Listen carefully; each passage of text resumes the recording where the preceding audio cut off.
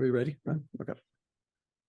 Good afternoon. I'd like to call the Los Osos Groundwater Basin Management Committee meeting to order. We'll start off with the roll call. Dan? Director Cesena? I'm here. Director Gibson? Here. Director Reinecke? Yeah. Chair Zimmer? Here. All right, all four parties present. Okay, we'll move to item 3, Pledge of Allegiance. I pledge allegiance to the flag of the United States of America and to the republic for which it stands, one nation, under God, indivisible, with liberty and justice for all.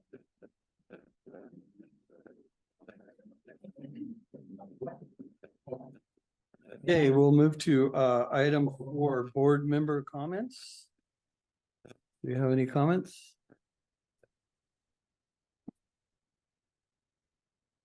If you have a comment now, that's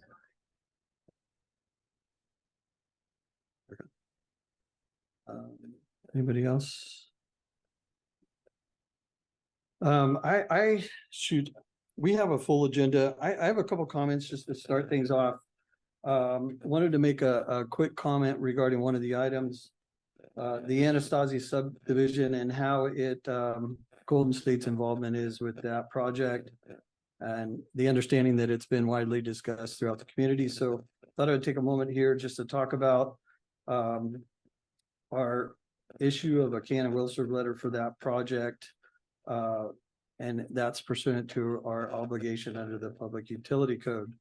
And so thinking about it and what that can and will serve letter really means, and it's you know, the fact that Golden State has the infrastructure and capacity to serve that development. But I wanted to also clarify that it's conditional in nature. So there is conditions out there on that can and will serve letter. It doesn't impose that the water has been fully discussed on that project.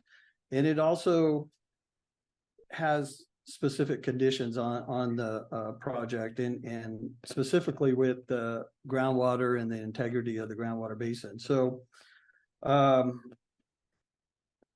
it also has a section in it regarding the BMC, our requirement to abide by the stipulated judgment. And so ultimately the county has the land use authority to, we're going to talk today about the track map.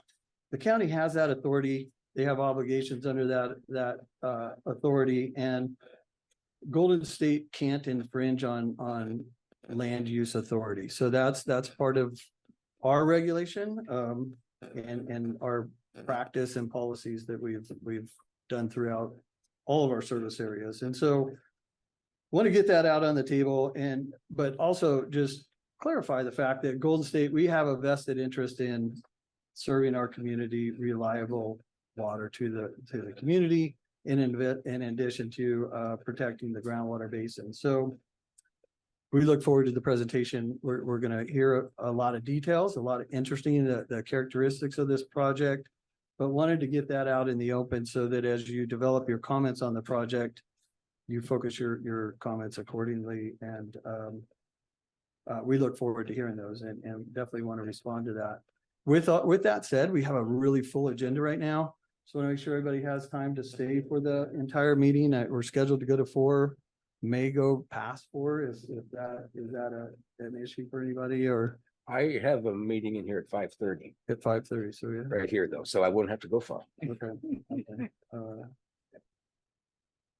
I just want to make sure we have time to get to our business. You know, we have certain items further down on the agenda. So just want to make sure we have time for that and we can move forward. Mr. Chairman, we could always move those business items up. Yeah, if we think that, you know, based on the amount of people, I don't see that there's going to be a long discussion on it. So I guess we could just play that by ear as we go along. I don't know how many people are online, but if there's a substantial amount of people online, we may need to move things forward, limit the amount of the talking time or something like that. Okay. Why don't we just proceed and see how things go, and then we'll adjust accordingly. Okay, I'll open board member comments to public comment. If you'd like to make a public comment and you're online, please raise your hand. And if you're in the boardroom, please come up to the podium. Would you like to take public comment online or in the boardroom first? Let's take public comment in the board first, since we have a gentleman standing at the podium. Thank you. Thank you, Mr. Chairman. My name is Terry Simons. I'm not a regular, but I am a frequent participant in your meetings. I'm here today primarily to see the presentation on the Anastasia subdivision. So I appreciate your preamble to that with your company's relationship, but I'm mainly here because I'm preparing a response that's due this Friday regarding one of your subset entities' proposal to bring state water into the Los Osos Basin. And it's not clear to me, I talked to Mr. Munns earlier, that this body, Basin Management Committee, has taken a position or expressed specifics about what bringing state water into the basin is going to do to rethink the way in which your water resources exist, your sustainability, and what the relationship between the purveyor's responsibilities above and beyond Los Osos Community Service District to both participate and share in any potential water coming from the state water project. And that's what I have. And I know you're trying to hold time, so I'll sit down. Thank you. Good afternoon, Lindy Owen here from Los Osos. I wanted to tag on to the idea that somebody that put in a proposal to build 90 homes in an area that is within the prohibition zone currently should not get priority by any means, because they got their foot in the door in 1989, just as the prohibition went down. Let's just clarify that they knew they weren't going to be able to build anything because the prohibition had just dropped the hatch to stop future building until we had a sewer. Now that we have a sewer, just because they've been able to extend it and extend it and extend it for whatever, 20 some years now, I think there are other people that have much more legitimate rights to the first homes being built if we start to see those.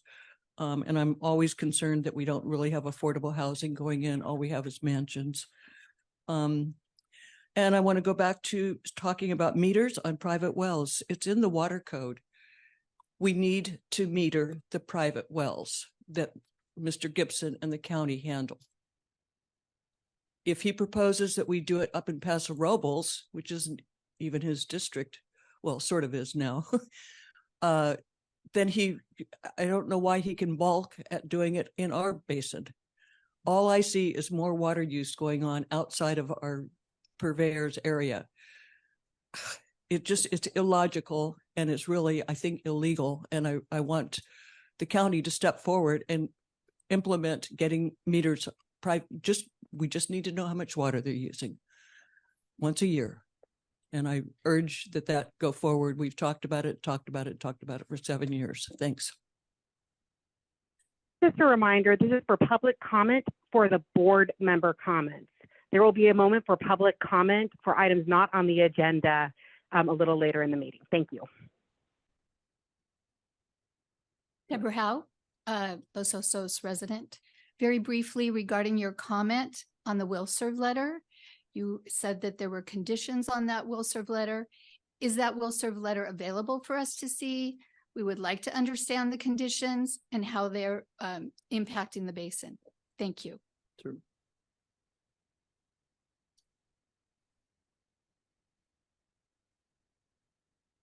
All right, We Becky have- McFarland. I have two online comments. Becky, you're welcome to speak. Oh, hi. Sorry I couldn't be there in person today. I had a sore throat and didn't want to share it with everyone. But yes, I'm very interested in this project and the map. And I did listen to LOCAC, so I understand that this is about the map. I am concerned about the issue between S&T and Golden State and how Golden State applied to have this area when S&T already has wells on that property and is serving a house that's there. So thank you. All right, Patrick, you just have to unmute yourself.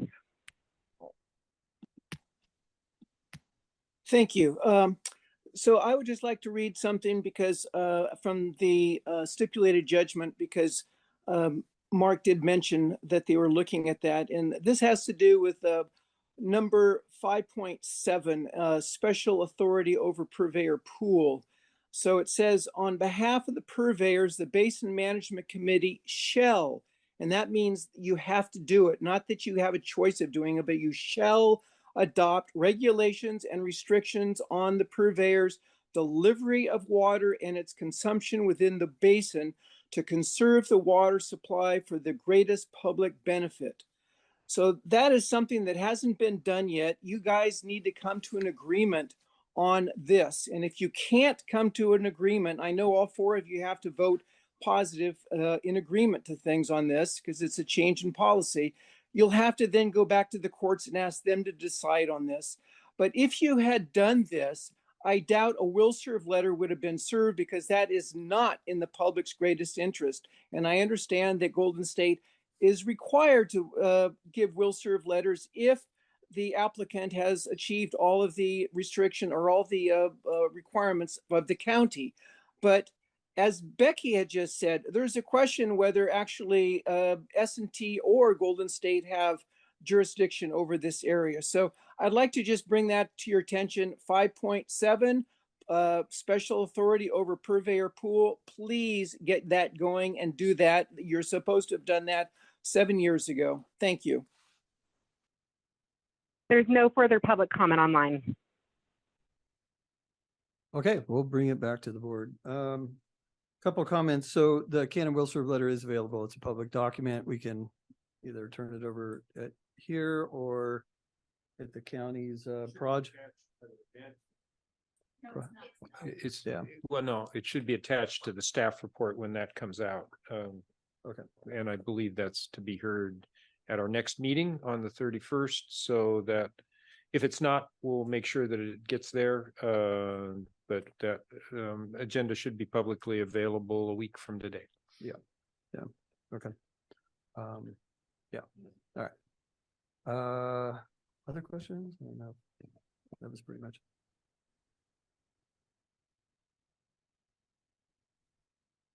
No, usually, certainly. Okay, so my question, Mark, and I really appreciate you bringing this up in the beginning. I think it's a good topic for us to discuss here. And I know this is a question I've personally heard and one that I sort of also have, and it's related to the will serve and the requirement under the CPUC for Golden State to issue will serves. And I'm curious if you know of any, I mean, I'm just wondering, is there a way out on that? Is it something that you must comply with even in a basin that is adjudicated, or if it's managed under a GSA?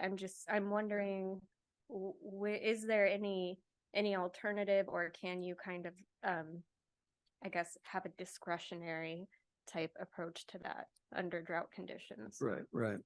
So yeah, generally, yes. I mean, there could be, it would have to be through a service connection moratorium is how we would have to go down that path. So we can't just make that decision by ourselves as a regulated utility. We would need a public agency to be the lead agency on the moratorium, so to speak. And so could that be the county with the land use authority? Possibly. And could it be the State Water Resources Control Board, a sister state agency? There's case study of that happening. So typically when we enter into a moratorium, just in my background of looking into it, is that you don't have a drop of water to serve to any new customers, right? And so we run into the water quality aspect of it. And that's what really our basin is faced with, more than declining water levels, and it's the quality. It's the seawater intrusion that we're mainly concerned with. And so the fact is that for us to enter into that moratorium, we would have to justify how we are unable to serve future connections.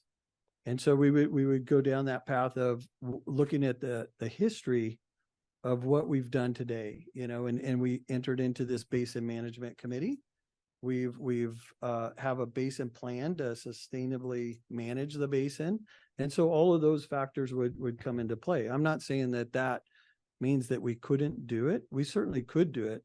It would be a journey to do it. We would have to definitely dive into the details and fully understand what is a moratorium. I mean, I think the consistency that is here among all of us is we don't want to degrade the basin, right?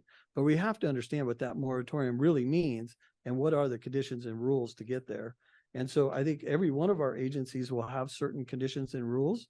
The part about Golden State is we have an additional layer on top of other agencies, is that we have the PUC that would ultimately have to accept our findings, right? And so they would rule, yeah, we agree with what you've done with the community, and that's all doable. But that really hasn't been our body's focus today. I mean, we've focused in on managing the basin, our projects.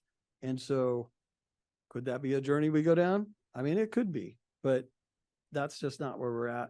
That's, as we sit here today, that's not where we're at. So I'm not weighing in either way on that. I think all of our agencies would have to leave this situation today and go back and fully understand what it is for each organization. I mean, I don't know. I'm just assuming that part of like the districts not issuing can and will serve letter, it's because they're in the sewer water moratorium. It makes it really easy for that to happen.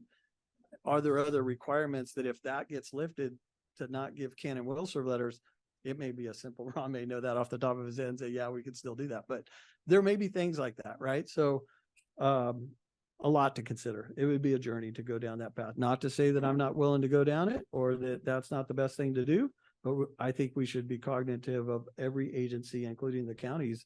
If the county's not willing to go in on that, then most likely the PUC would not approve that as the land use authority under Golden State's service area.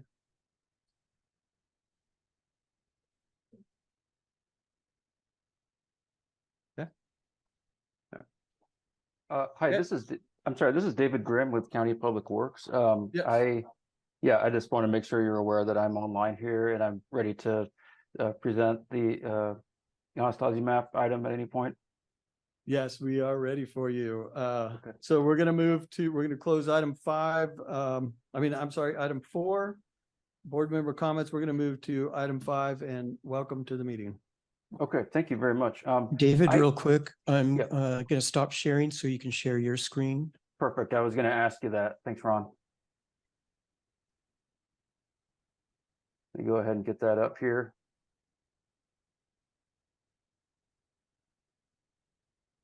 Okay, how is that looking? Looks good. Okay, great.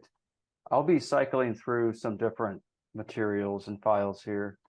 Again, just to introduce myself, my name is David Grimm, G-R-I-M, with the County Public Works Department Development Services Division. I have also John Salabahiri of County Council. He should be online as well.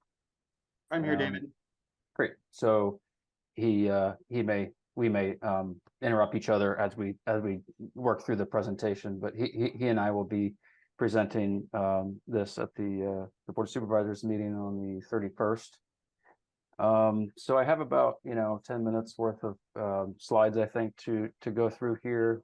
And I think some of the questions that were raised, I heard at least one, maybe two, that were raised during comment that may be answered in this presentation. But if they're not, we're happy to address any questions you might have.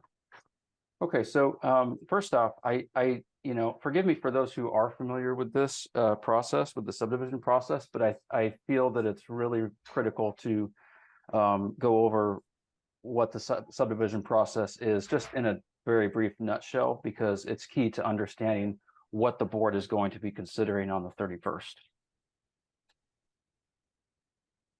So Oh, and before I forget, I heard one comment about the water will serve letter, if that is available, that will be published as one of the attachments to the board item. So you'll, as Supervisor Gibson said, you should see that in about a week.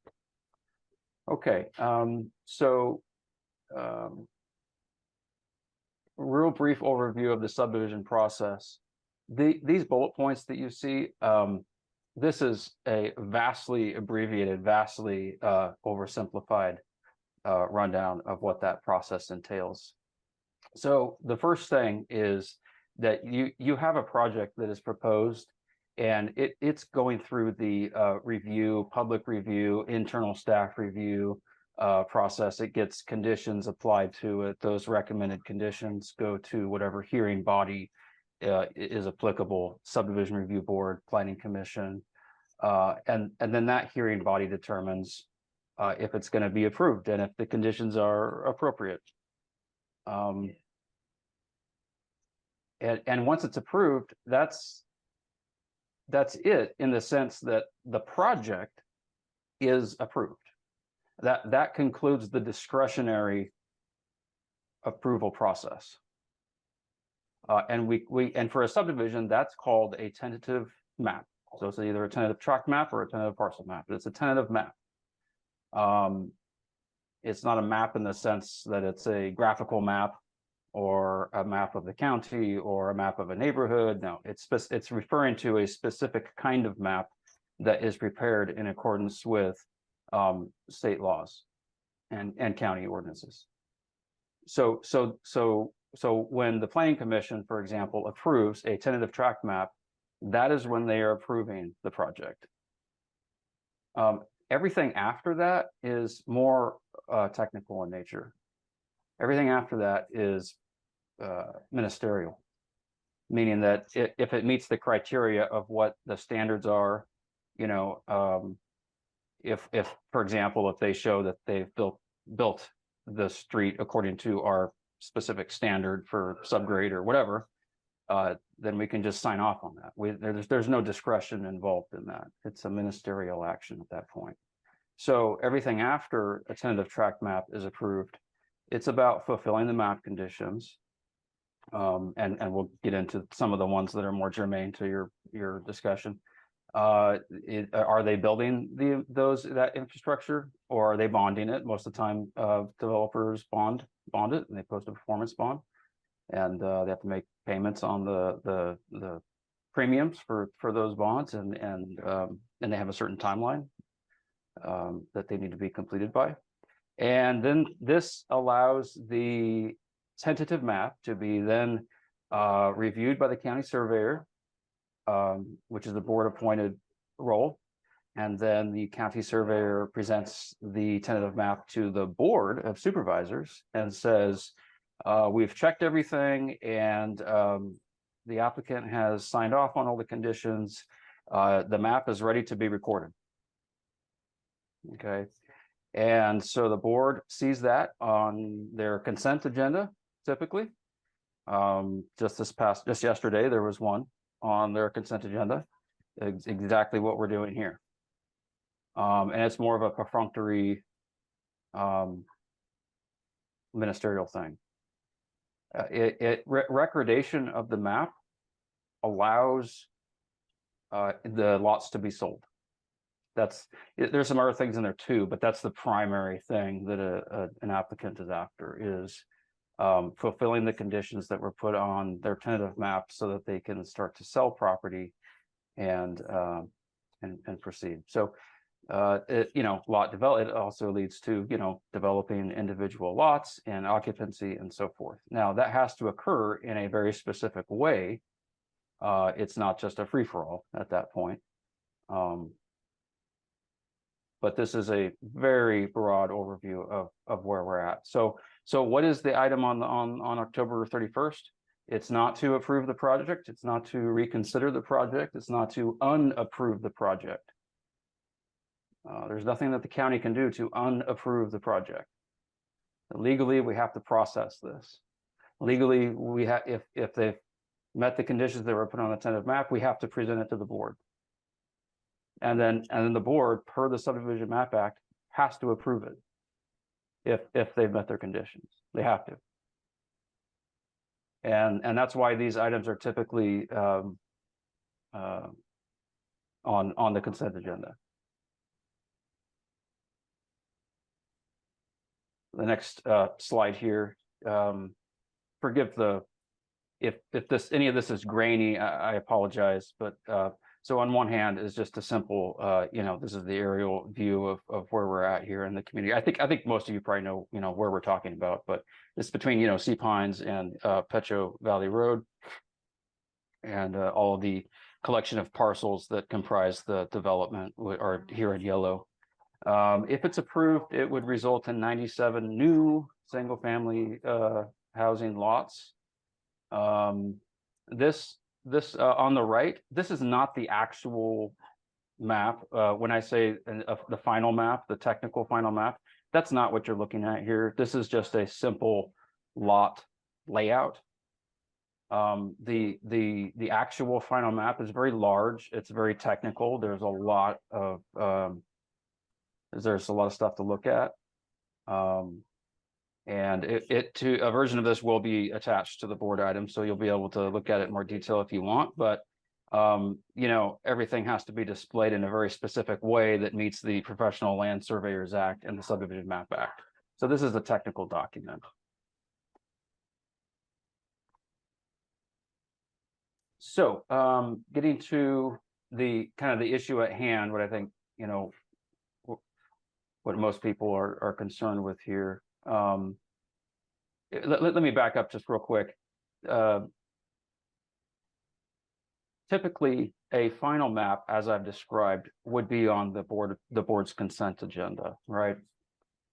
So why in this case we're elevating this because we know it's a very visible project with some controversial context in regards to sewer and water and the building moratorium and all of that. So in recognition of that, we've put it on the board business calendar just to make sure that there's enough opportunity for that. Okay. So getting into a couple of the issues here. So I may have glossed over the fact that this was approved in 1990. This project has had a very, very long history, and that kind of contributes to the situation that we're in right now. The project was initially proposed, prior to 1990, and it was eventually approved actually through the courts. 1990, I think there was some additional actions in 1991. And John is free to interrupt me on this at any point, but real briefly, the project was approved essentially as a product of a court proceeding, and subsequent to that, the developer at that time, the owner of the project at that time, agreed to additional project descriptions. So I will interrupt right there, David, Go ahead. There was not any court proceeding. It was a claim by the applicant at the time that through the Permit Streamlining Act and the deemed approved provision, that there was a previous track map that had the exactly the same configuration, was deemed approved by operation of law. I believe the county council at the time and county in general agreed with that determination, and instead of contesting it through some sort of court system, they came back and they agreed to some self-imposed, call them conditions of approval. They called them additional project descriptions to address some of the issues that were occurring at the time when that lot was deemed approved. So specifically, those two items that you're identifying, and yeah. Great, thank you for clarifying that, John.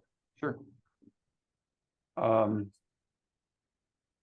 Okay, so going back to the presentation. How could a project that was approved in 1990 have lingered so long and gained such a long life, such that it was approved 30 years ago, and it's now coming back for cleanup and final map approval and recordation and development.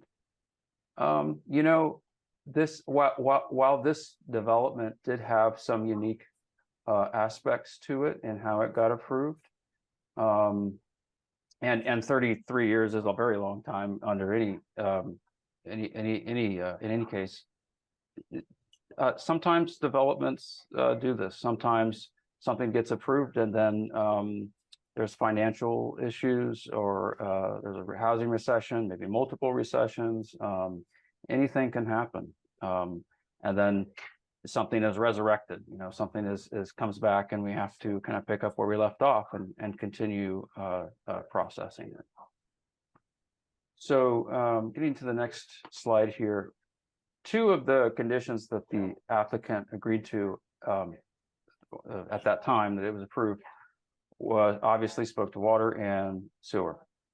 So the first condition, as you see here, this is a copy of those conditions.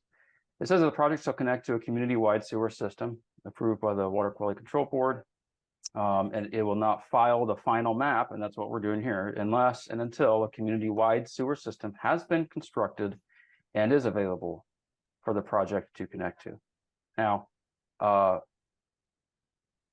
reading this on its face, the answer to that is yes, the county has constructed a sewer system, and physically, yes, it is right there. It is available for the project to connect to. Okay. The second one is prior to filing the final map, the applicant will be required to demonstrate adequate water supply consistent with the county policies in effect at the time the final map is filed. In response to that, we do have a water will serve letter. The applicant has a water will serve letter from Golden State. So that satisfies that condition. Now, we have these overarching policy concerns, however, that kind of cloud our interpretation of these two conditions.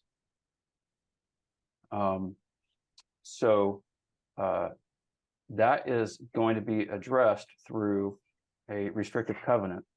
And just before I hand that over to John to explain, speaking briefly on the water will serve letter from Golden State, the county's perspective on this is that we have a development that happens to be in an area where there is overlapping jurisdiction. We have two water purveyors who are able to serve the property. In that case, it is up to the landowner, the applicant, to determine which one they want to go with. We were provided a water will serve letter from Golden State through the applicant.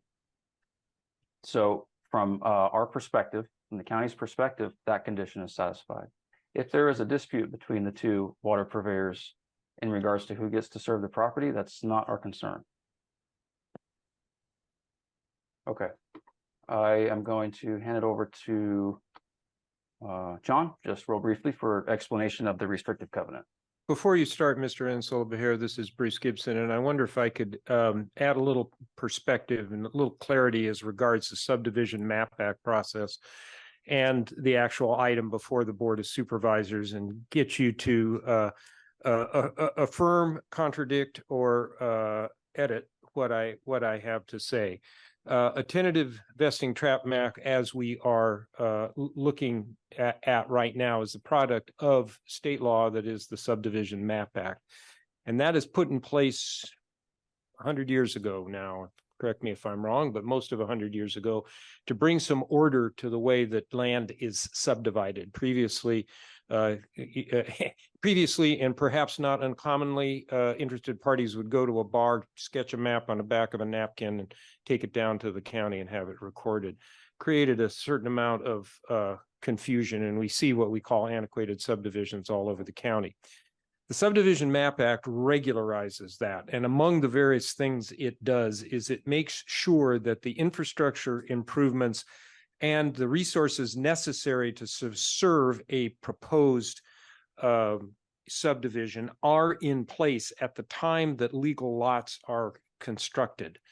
And that is why this is referred to as a tentative tract map. Mr. Grimm indicated that the project was approved. I think it's more appropriate to say, and again, Mr. Ansel-Behar, I'd have you correct me if I'm wrong, that what was approved is a tentative map. And that tentative map comes with a series of conditions. This map is absolutely unique, as so many things in Los Osos are, in that it has conditions that were added later, conditions that came from the applicant.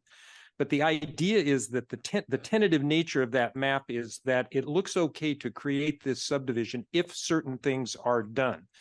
And that involves the creation of roads, the creation of infrastructure like sewer, water, electrical, all the things that serve a subdivision. Subdivision Map Act has been modified over the course of the years to require what we might consider modern subdivisions. When the tentative map is approved, it is given an expiration date such that if those conditions are not met, then the map expires. And John, you can tell me what the typical expiration date of such a map is. I want to say that it's 5 years. It may be longer than that. There are extensions approved. There are extensions available that can be approved. And when this map was approved back in 1990, I haven't yet seen the staff report, so I don't know the history. But the map was about to expire in the mid to late aughts. I seem to remember in 2009 or 2008, in response to the Great Recession, state law came in and extended every tentative tract map that was in the state. This is the second oldest tentative map. And that state law extended the life of this map for a number of years. As the Great Recession ended, that state law rolled out. The applicants had a final extension that was granted per normal procedure at the Planning Commission a while ago. I want to say that was late last year or early this year.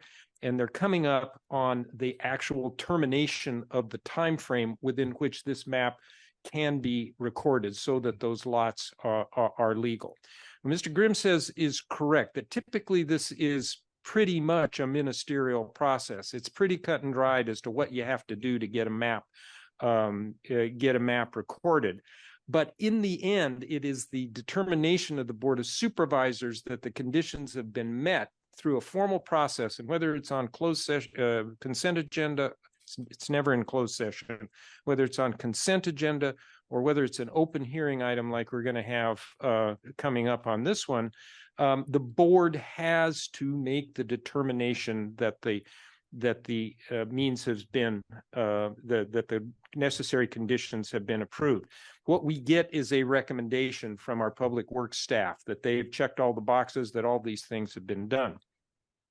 The key issue in this particular map relates around Special Condition 6, which was imposed by the Coastal Commission as regards the connection to the wastewater treatment plant, which clearly said that there shall be no connections of undeveloped property to the wastewater treatment plant until and unless the Los Osos community plan has been moved through the process certified by the Coastal Commission and is in place. That requires that action on the community plan requires habitat conservation plan, demonstration of an adequate water supply, and so forth and whatnot. We're getting off into land use issues, but it's germane here because the issue before the Board of Supervisors that is key is that condition, which is added. They call it an added project condition, but it is a condition that needs to be fulfilled, which reads: the project shall connect to a community-wide sewer system approved by the Regional Quality Control Board. The applicant shall not file the final map unless and until a community-wide system has been constructed and is available for the project to connect to. And really the gist of the issue before the Board of Supervisors is, have all the conditions been met? And the question there mostly comes down to the sewer system has obviously been constructed. The question in my mind before the Board of Supervisors is that system available to the subdivider? And so that's the thing that we will be determining. That is not a ministerial decision. That has to be decided by majority vote of the Board of Supervisors, and that, among the other checking of the conditions like the will serve letter and so forth, is what we need to do. Mr. Ansel Beher, have I summarized the issues surrounding this map accurately? Supervisor Gibson, can you guys hear me? Yeah. Okay. Yes, I think you did. Let me qualify a couple of things. Mr. Grimm is correct in the sense that, and you're correct in the sense that it's called the one bite at the apple rule. You have the first bite to approve a project which is on the tentative track map phase. You include a series of conditions of approval that are typically fairly check the box. Do they have a will serve letter for sewer? Do they have a will serve letter from water?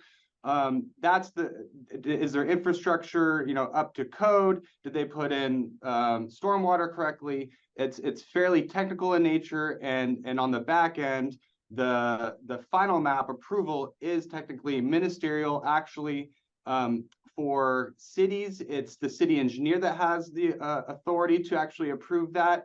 For counties, it's the county surveyor that has the authority to prove whether or not that they've actually checked all those boxes. And then the surveyor is obligated under the MAP Act and actually under our code to present that to the board. But in those very, very traditional tentative final map trap maps, the case law says that the legislative body has no discretion as to whether or not they can deny something that is otherwise, that the city engineer or this county surveyor has otherwise said has checked all the boxes.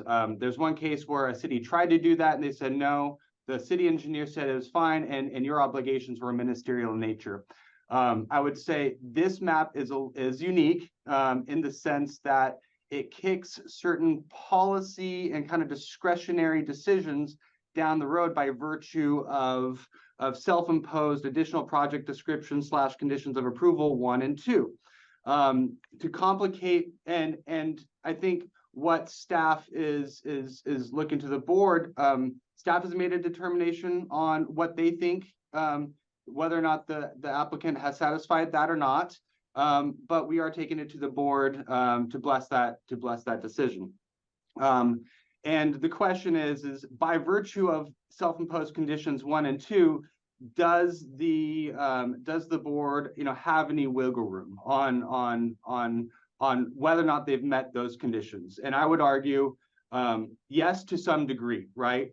And one of the things you have to look at with vesting tentative track maps is the vesting principles that are actually embodied in the Subdivision Map Act. And also there's a pretty significant case law around that. And I'll try and summarize what those vesting principles are. The idea is that a developer is coming to a legislative body. They are investing a tremendous amount of resources, money, and there's a lot of risk associated with that. So they should understand what the rules are that they have to play against. And the way the Subdivision Map Act is written, it says once a subdivision project is deemed complete, that means the application is deemed complete.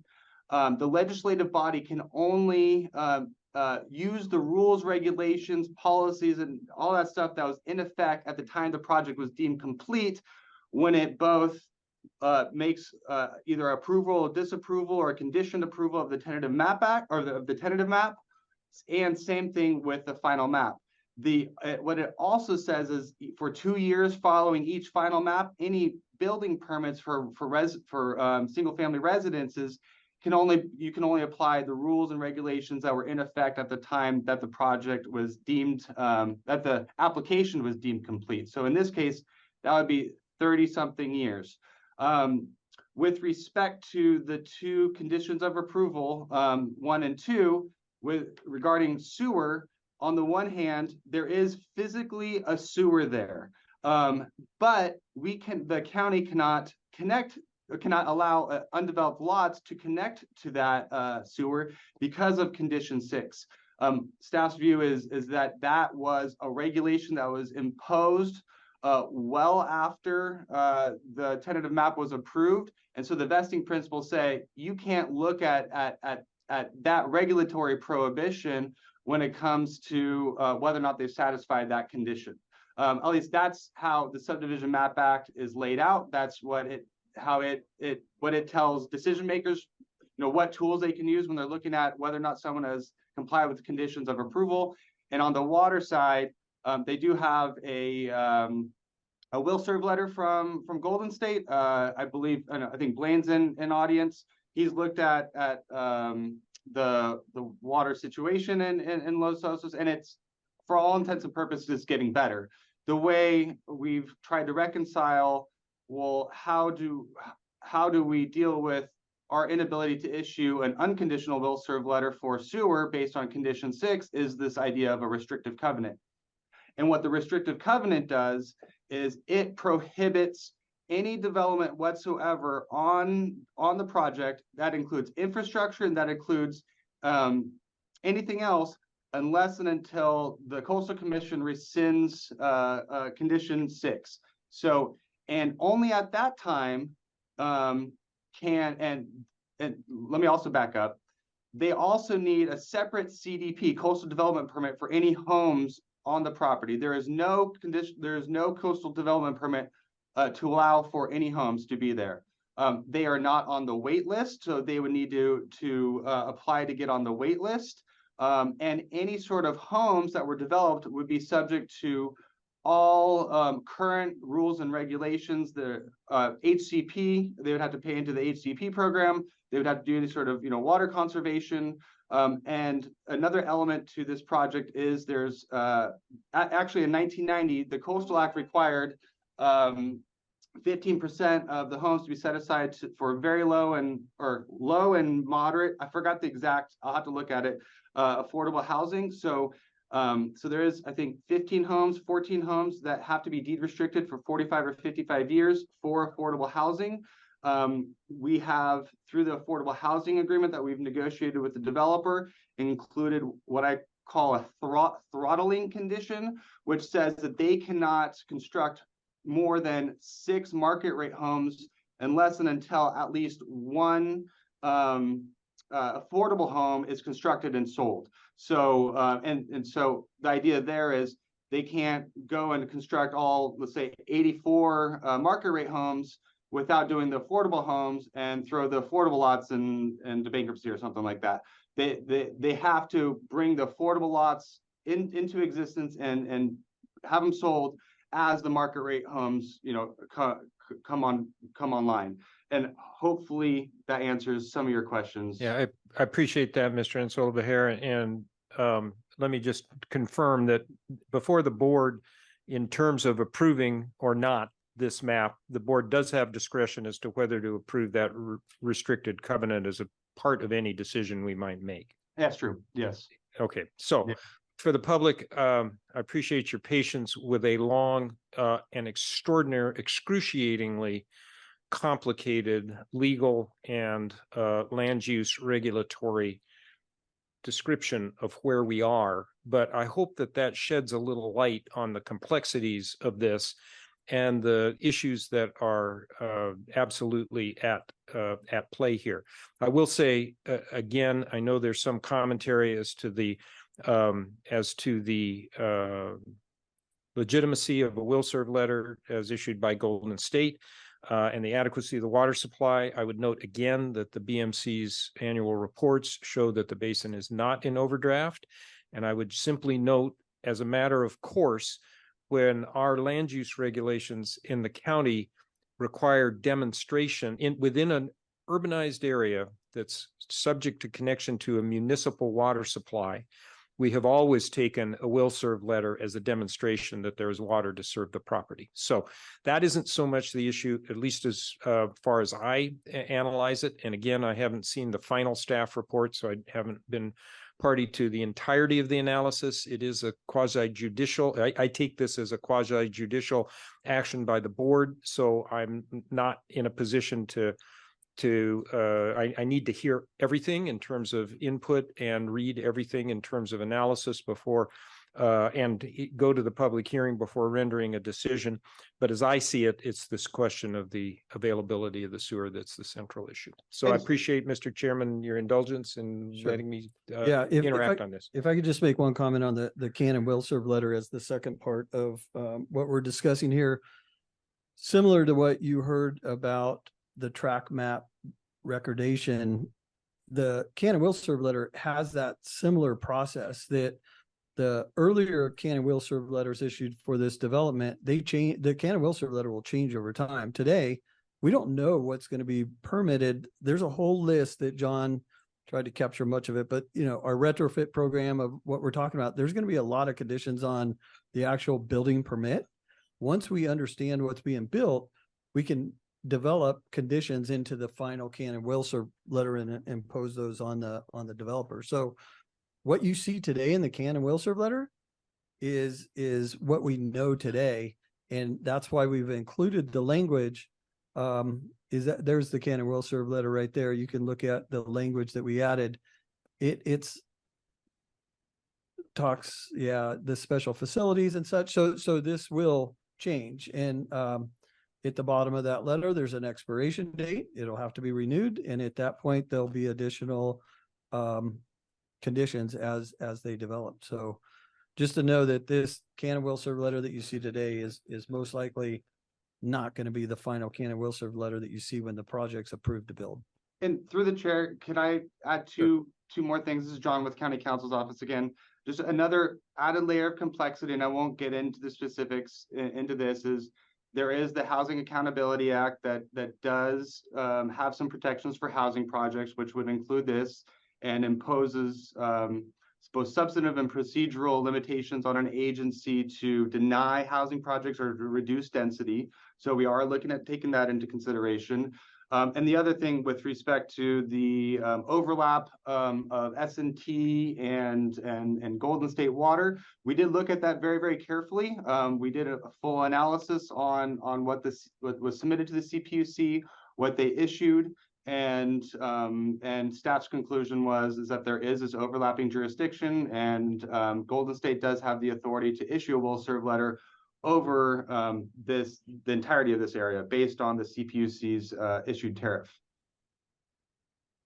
Yeah, thank you, John. If I could just add to that, this is not overlapping service areas is not unique. I mean, we find that many of Golden State's service areas are inside the city limits of other areas. And so there we do have overlapping service areas. We have a certificated area that the applicants have choices at that point. So this isn't an unusual circumstance for Golden State to be in.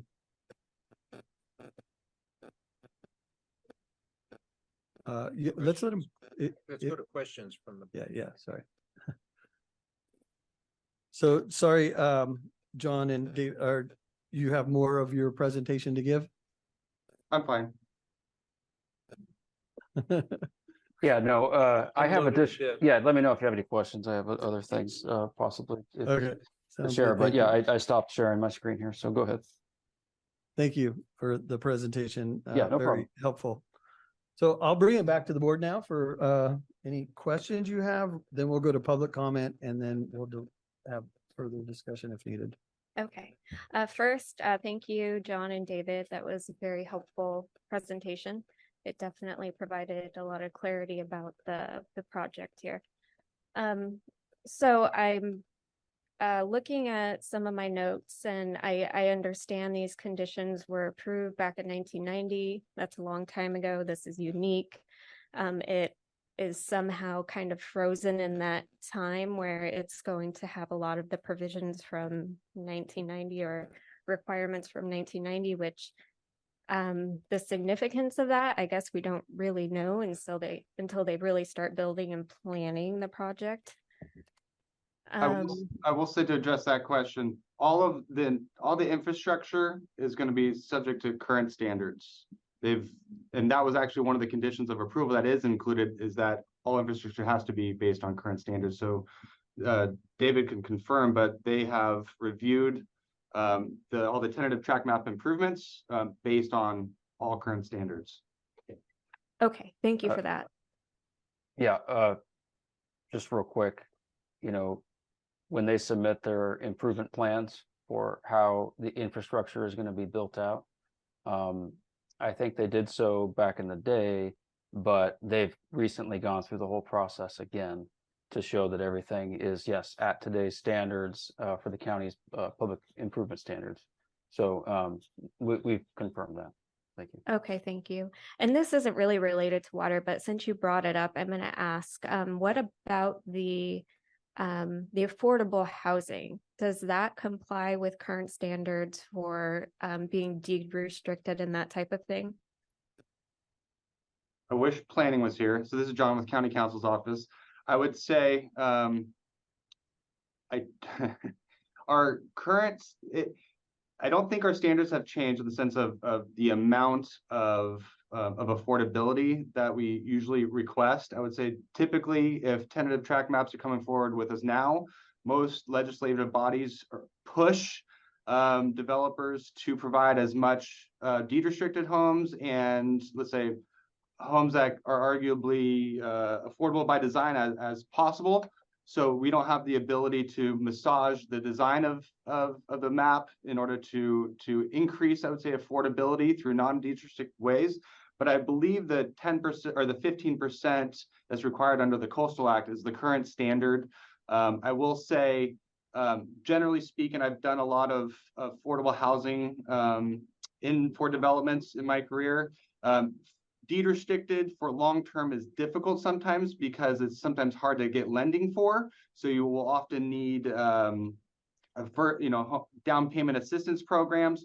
Also, there's issues with a homeowner not being able to capture any sort of appreciation and how that plays out over time. So I'd say kind of the more contemporary affordability provisions that you will see include those types of provisions, which this one does not, because it was based on kind of older affordable housing policies. But we will work with the applicant on trying to modernize any of those like the affordable housing agreements for the individual lots, see if we can. But the amount is I believe the amount hasn't changed over time, and I think Supervisor Gibson might know better actually on that. Well, there's no specific, there's Coastal Commission policy and standards that I don't have at the tip of my frontal lobe, but there is no ordinance in the county right now demanding specific amounts of affordable housing. At that same time, affordable housing can be exacted as a benefit as we consider any project, including subdivision, and we typically do that. It's on a case-by-case basis rather than something that's set in statute. Okay, thank you. I'm going to move on to my other more water-related questions just to save some time.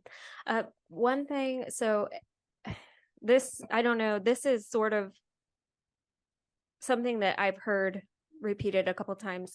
It's about the risk for the developer and the fact that this is an old 33-year-old plan development, and there's some sort of urgency for them to get this through with their original drawings and to have this subdivision move forward now today. And I'm curious, what is that risk? Why can't they bring it back to the board in the future under current standards with a more reliable and adequate water supply and current standards for things like affordable housing and ensuring that stormwater capture and everything like that is designed more holistically with the plat map? Because what I see is a whole bunch of lots that are going to be developed next to each other. I don't see a lot of room for any other types of stormwater infrastructure, that type of thing. So I'm just wondering, what are we worried about? What is the risk for the developer, and why is this better for Los Osos for us to push this through? This is David Grimm with Public Works. I can answer two of those things. The applicant is up against their last available time extension. I believe that is this December. And that'll They are be, in their last time extension. yeah. Sorry if I didn't said something different, but yeah, so they have until December. And then they will have exhausted all of their available time extensions. And Oh, sorry. And then just real quick, in regards to stormwater, no, that they do have stormwater facilities, because again, that gets back to the county's public improvement standards that we are allowed to ensure that is being met. That's a public health and safety issue. So some of the lots that you're seeing are for stormwater facilities. Not every single box that you see on the graphical map here means that a house is going to be built there. So they will have stormwater facilities as well as roads and everything else. And Okay. in terms of risk, I think that's a question for the applicant. I don't think it's necessarily fully appropriate for staff to describe what their risk would be, but I would probably say, just thinking out loud, that that would be a whole new application. That the hard part is getting your tentative track map approval in terms of risk. After that, you know what the rules are. They bought an approved tentative track map, and they've spent money on trying to get the conditions of approval completed.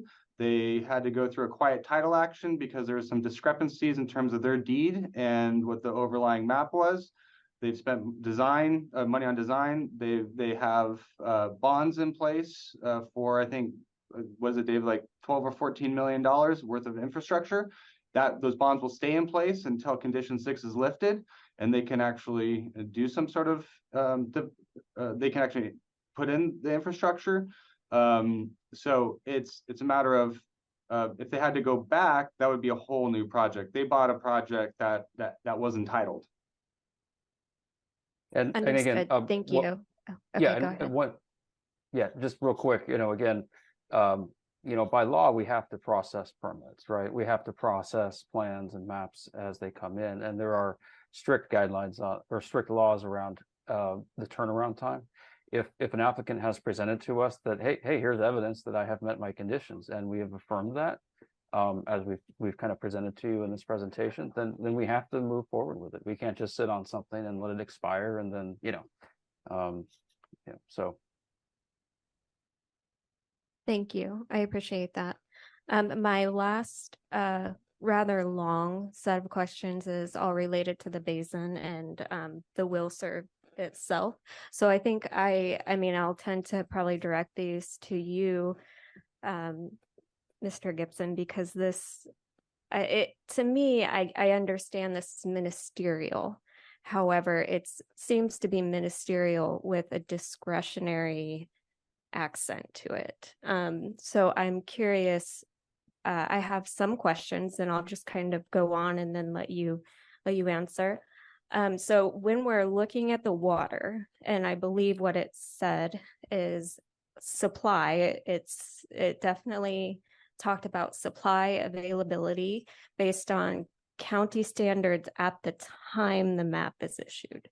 And so I'm wondering, one, I just have a basic question of, do you believe that today the basin is capable or healthy enough to serve 97 new homes? When we consider the basin as a whole, are you thinking about water quality? When you say that it is capable and it is improving, what are we looking at? Because when we have water quality degradation, we have less water. Whether it's there in volume or not is not necessarily the only consideration. Our lower aquifer is increasingly contaminated with nitrate and hexavalent chromium. We are seeing PFAS now, even potentially in areas of brand new programmed seawells drilled in 2016. How does all of this factor into when we look at the basin and we say things like we can serve 97 new homes? What exactly are we looking at? Which metrics? And I hate to interrupt, and I want to echo something that Supervisor Gibson said earlier. This will be coming before the board. There is, the board must remain impartial for that. So Supervisor Gibson is waiting to hear all the information before making any sort of absolute decisions or firm recommendations so I mean, I don't think he can fully answer your question today. But I can't because there's a lot there, but let me just get at it in the basic. As regards the water supply, the county is not the water purveyor to this project. And so if you look at roles and responsibilities, and nobody likes to hear the complications of split government, but that's the situation that we're in. The county has land use authority subject to the Coastal Commission. You know, the CSD provides certain services within its service boundaries, and Golden State's the water purveyor. So we don't have direct authority to decide whether this project is going to be served or not served. That's why we rely on the will serve letter coming from Golden State. Thank you. And that was actually part of my question. And I think this is very unique, and I understand that it makes it complex. And from the regulatory side, and for you and the board, Supervisor Gibson, I think I understand the complexity here, but I also see that there is a little room for discretion. And I think that's the big concern of the community, is the water. And when it comes down to it, what are we really basing our decisions on here? And is our basin really healthy enough? Whether or not Golden State must provide a will serve letter due to CPUC policy or not, I believe the discretion does lie in the Board of Supervisors' hands. So since that sentence didn't end in a question mark, I'll take it sincerely as commentary and subject to council's advice, which I usually heed.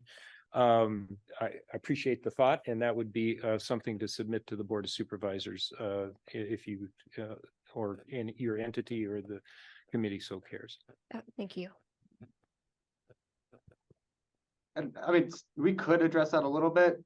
This is John again with the County Council's office. The restrictive covenant does take care of that to a large degree, in the sense that condition 6 won't be lifted until the Coastal Commission has amended the stereo area plan, which likewise addresses some of your water concerns. They will be in the back of the wait list, subject to both the wait list and growth management. So no development that consumes water on the property could occur unless those two things happen. So which is in the long-term future. Okay, thank you. I think the future aspect is also a concern for me. When I'm seeing that it says current, right now, the map, when it is approved, is supposed to follow the condition that water is available, whether or not it can happen in the future, and whether or not we're setting the stage with our Title 19 and all of that. That's not what the condition says. It says available at the time. And I think for me, it's more the water. I think the sewer infrastructure is there. And in fact, bringing more sewer water to the plant is probably beneficial to the community. But the reality is the water is not there. Again, yeah. Happy to receive your commentary on that. Okay, any other comment or questions from the board before we go to public comment? Hearing none, we will go to public comment in the boardroom. Lori. Yeah, and I just make a statement, before we do that. Just remember, this item was brought to the Basin Management Committee, because it's unique and there's a lot of things we're trying to help everybody understand. And then really, the Basin Management Committee's purview is water resources. So if we can stay focused on those items with commentary. And I would add to that the Basin Management Committee does not have regulatory authority over any of the water purveyors on this. So this is not a regulatory hearing, it's informational. I appreciate our executive director pointing that out.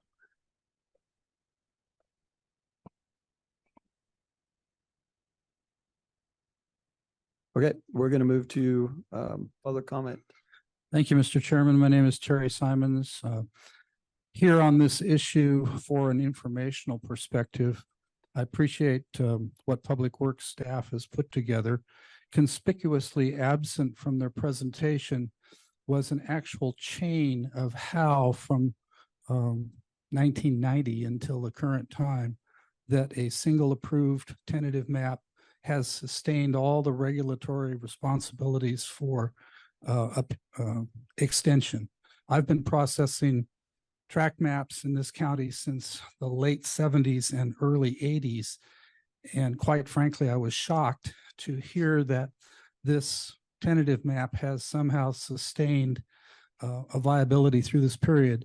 I'm not saying that it shouldn't have. I'm just saying that I would hope that in whatever goes to the Board of Supervisors on, and all I heard was the 31st, is that October 31st? On October 31st, that the staff report will be significant and specific as to how this map has even prevailed to this point.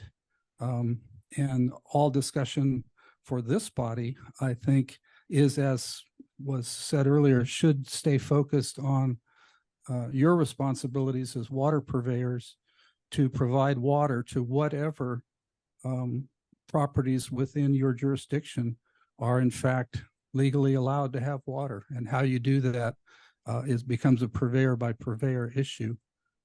I am concerned that there's different relationships. The county has one relationship through its Los Osos Community Service District. S&T is a mutual water company. As I read the law on that, they're required without will serve letters, but they are required to provide water to all their shareholders. And I've yet to see that come to fruition, as we've been trying to resolve this for 2 years now with S&T. And of course, then there's Golden State, who have a PUC overlay. And looking forward to seeing this move forward. I think this big elephant is going to take front and center position in the Board of Supervisors, and hopefully in conjunction with the thought of bringing state water into the basin will make some significant changes in some of the crisis mentality that has existed here. And I've been working in this Los Osos area for over 40 years. Hopefully we'll be able to begin to see our way clear to a future where we can move forward again. Thank you. Thank you. Lindy Owen of Los Osos, following up with that discussion about how in 1989, okay, so let's go back and do a little history. Regional Board came in and decided that we were a polluted basin. They gave the county 5 years, 1983 until 1989, to build all the houses they could. And we built a lot. We built enough to go ahead and really pollute our basin and to suck out a lot of water and create a crisis that shouldn't have happened. So now the county is sitting here trying to protect somebody who already built, I've forgotten, 80 houses over at Monarch Grove, Anastasi. It sounds like the property has resold, and now the county is willing to support that this project that sat for 33 years. Questionably, how in the heck did it continue getting to go forward? Considering the issues that we have now, I think the sewer can take the water, the extra pollutants and so forth, but the water, and I will disagree with Mr. Gibson, until we have meters on those wells out there, you don't know anything about what's in our basin if half of it is not documented. So I don't know how you can speak out of both directions to support more development here and then say that we have plenty of water when we're discussing about importing water. For gosh sakes, none of it makes sense. So this project should go off and come back as a new project, period. Get in line with the rest of the people that have been waiting. Thank you. Deborah Howe. In 2007, the Board of Supervisors directed the Department of Planning and Building to present a resource capacity study for the Los Osos water supply. According to the county's own research, the water supply for Los Osos was found to be level severity 3, which means the resource is being used at or beyond its estimated dependable supply or will deplete dependable supply before new supplies can be developed. At that time, the staff recommended that the county, quote, prohibit new subdivisions that result in the net increase of water usage from the basin. This hasn't changed. This designation hasn't changed. One only needs to look at the latest figures from this committee showing that the production in 2022 was greater than the target set for the sustainable yield by 106 acre feet to know that we are continuing to suffer seawater intrusion and some overpumping. Item 2, which we looked at on the attachment for tract 1646, saying that prior to filing the final map, the applicant will be required to demonstrate an adequate water supply consistent with the county policies. So would the county have us believe now that their policy is to allow subdivisions, even though the basin is still in this critical stage, sensitive stage?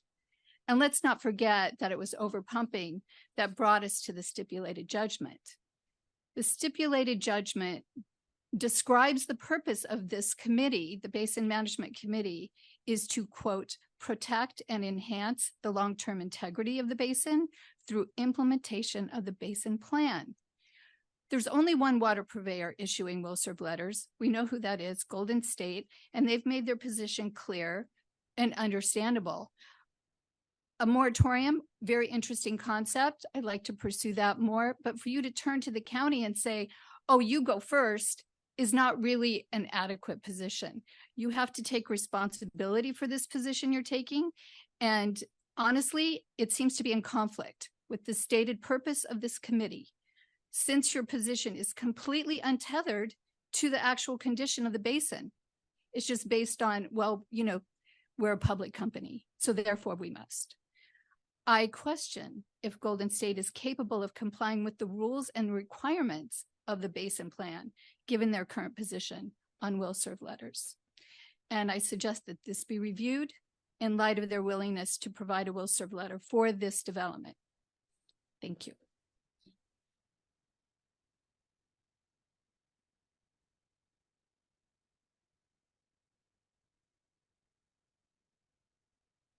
Hi, my name is Trish Bartel, and I have just a couple questions because I'm a little confused. And first question is how Golden State Water can provide a will serve letter for this project when S&T Water has provided water service to this area since 1961 and continues to provide service to the home on Patriot Road. Neither S&T or CSD are currently issuing any will serve letters. How can Golden State provide will serve letters for homes, buildings, and the new hotel that's being considered on South Bay? It is my understanding that a CPUC case number has been assigned to discuss S&T and Golden State service area and patterns of behavior. How can this project be moved forward under this cloud of legality? I can't see how Board of Supervisors or the Basin Management can check the box that we have adequate water, because on the 31st of October, nothing will have changed from today. Thank you.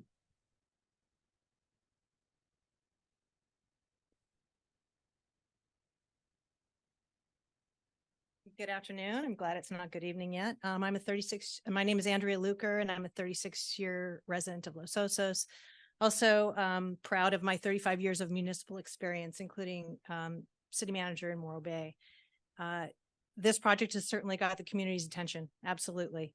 So I'm thinking there might be a need for extra chairs at the Board of Soups meeting on the 31st.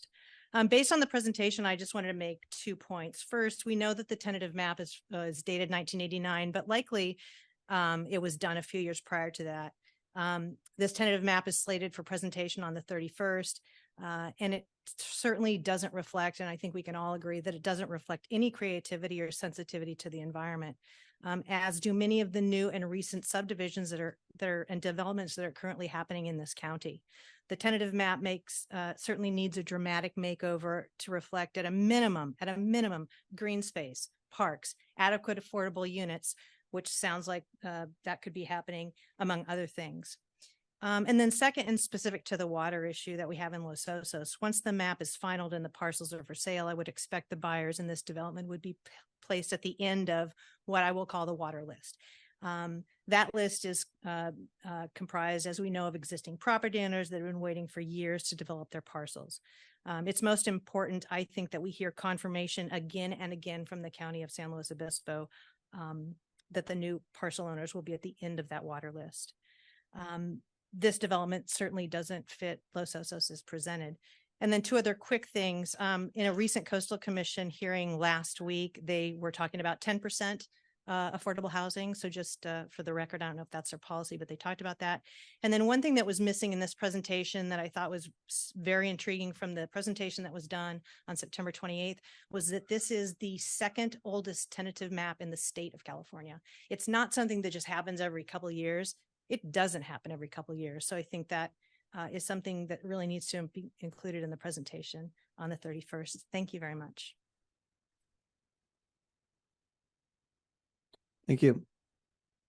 There is no further public comment in the boardroom. We'll move to. Okay, I have Sorry. public comment online and I have two written in public comments. So I'm going to read them real quick. From Lee Andrea Caulfield, she said, I am strongly opposed to the proposed Anastasia development of 97 homes on LOVR.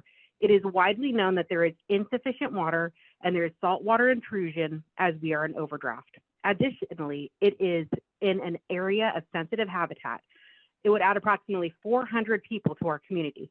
The Coastal Commission has already advised the county against any further development due to the water issues. The proposal needs to be rejected by the county and your committee. It clearly places our community at risk. And then the next comment is from Douglas, and he says, regarding water, I would just like to bring up a thought for this meeting. On streets that are 90% occupied, why does not Los Osos start a program to allow building permits to the 10% of lots that could also be occupied and help the community as well? Just a senior thought after one of the most difficult years in my memory, both local, state, and nationwide, weather and otherwise. And many of my senior friends occur. Thank you for reading the above. All right, Patrick, you just have to unmute yourself. Thank you very much. I would like to first correct Supervisor Gibson with his assumption that the annual report does not show that we are in overdraft any longer, or he's saying that it shows that we are not in overdraft any longer. The annual report, through assumption, might indicate that, but we are definitely in overdraft according to DWR and the Coastal Commission. We also have seawater intrusion coming in, which is an indication of overdrafted basin. I am assuming that this project was presented in 1990 or before to the local coast or to the California Coastal Commission. I am also assuming that they approved it or did not object to it due to the conditions that were self-imposed dealing with number 1 and 2 sewer and water situation. They do not look at will serve letters as an indication of a adequate water supply. So they're not going to be accepting will serve letters one way or another, as the county is well aware of. I'd also like to just have an analogy on the sewer situation. So let's say you are looking for a rental car and you go into Hertz and you have to have a rental car, and there's tons of rental cars on the lots. They're available there. Unfortunately, they've all been rented. So they're not available to you, even though they are sitting on the lots. And I think that's pretty much the way it is with the sewer system. It is built, it is not available for this project at this time. So I'd like to just end with that, and thank you very much. All right, Becky, you just have to unmute yourself. Okay, thank you. I heard this presentation to LOCAC, and I appreciate learning more about this. And I'm really appreciative of the long and detailed explanation of the legal issues. We, the public, do want to know. Maybe it makes a meeting go longer, but we want to know. Information is scarce and hard to come by in this county. Try navigating the county website. I was also heartened to hear incredulousness of others at the LOCAC meeting and here today. This is the same incredulousness that those of us that have been working on this issue have been experiencing for years at the decisions coming from our representatives and the county planning and building department for new building and will serve letters coming out of Golden State Water. We just heard it again. The county's fiddling around with wording, saying that the basin reports say that our basin is not in overdraft. Our basin is clearly overdrafted, as proven by the seawater intrusion that only stalled in the past year or so. The water purveyors all refused to sign a letter as requested by our county representatives stating that our basin was not in overdraft. All of them refused. Does that mean anything to the county? Does that mean anything to the planning department? Do the demands of the Coastal Commission mean nothing? I know planning follows what the supervisors want, and all of the supervisors, including ours, are willfully presenting a false narrative on our water supply. Our basin is overdrafted. We still have nitrate pollutions, and the water level is not at sustainability. They continue to okay building permits for large homes outside the prohibition zone. We see these at LOCAC land use meetings. And you know, those new septics, we learned from our water board neighbor that 30% of the nitrates come out of those new systems. So no more in Cabrillo Estates. They're already leaking it down into S&T water. The metrics of for our existing population will not be met until 2050, and that's 27 years from now. I'll be 92 if I'm still here. Remember, the plans for imported water are only for 300 acre feet on good water years. That's enough for only 100 houses. Honestly, if you are reading about what's happening all over California, you cannot honestly believe that the state water project will have extra water for Los Osos. So $8 million or more on an iffy and little water makes absolutely no sense. And I hope that more people in our community are listening to this meeting and will stand up not to just big development, but silly considered bedroom, 2-bedroom things that are being built on vacant lots right now. Thank you. All right, Chris, you just have to unmute yourself. Thank you, and I appreciate the presentation today. Thank you for taking the time, and I know the BMC has no jurisdiction over this matter currently, so thank you for showing that. I did have a question or a point of clarification for the county. John, and I think it was John that said that we're pretty much handcuffed by the 1990 permit conditions, and that they can't go in there and change the game on them at this point. I'm wondering if those same conditions from 1990 apply to the purveyors, because S&T was very definitely the purveyor back in the 1990s. In fact, they have maps that go back to 1964, very clearly outlining their area of concern. Even the California Drinking Water System area boundaries has S&T as the purveyor of that area. And so, and I know that's not the question for this committee meeting, but I did want to understand if the county is handcuffed by those conditions from 1990, aren't the purveyors as well?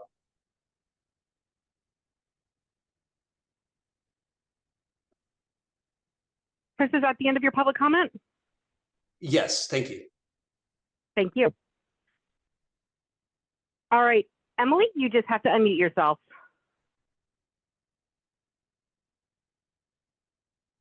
Emily? Oh, hi. thank you. Yeah, hi. Sorry for that. It took a second.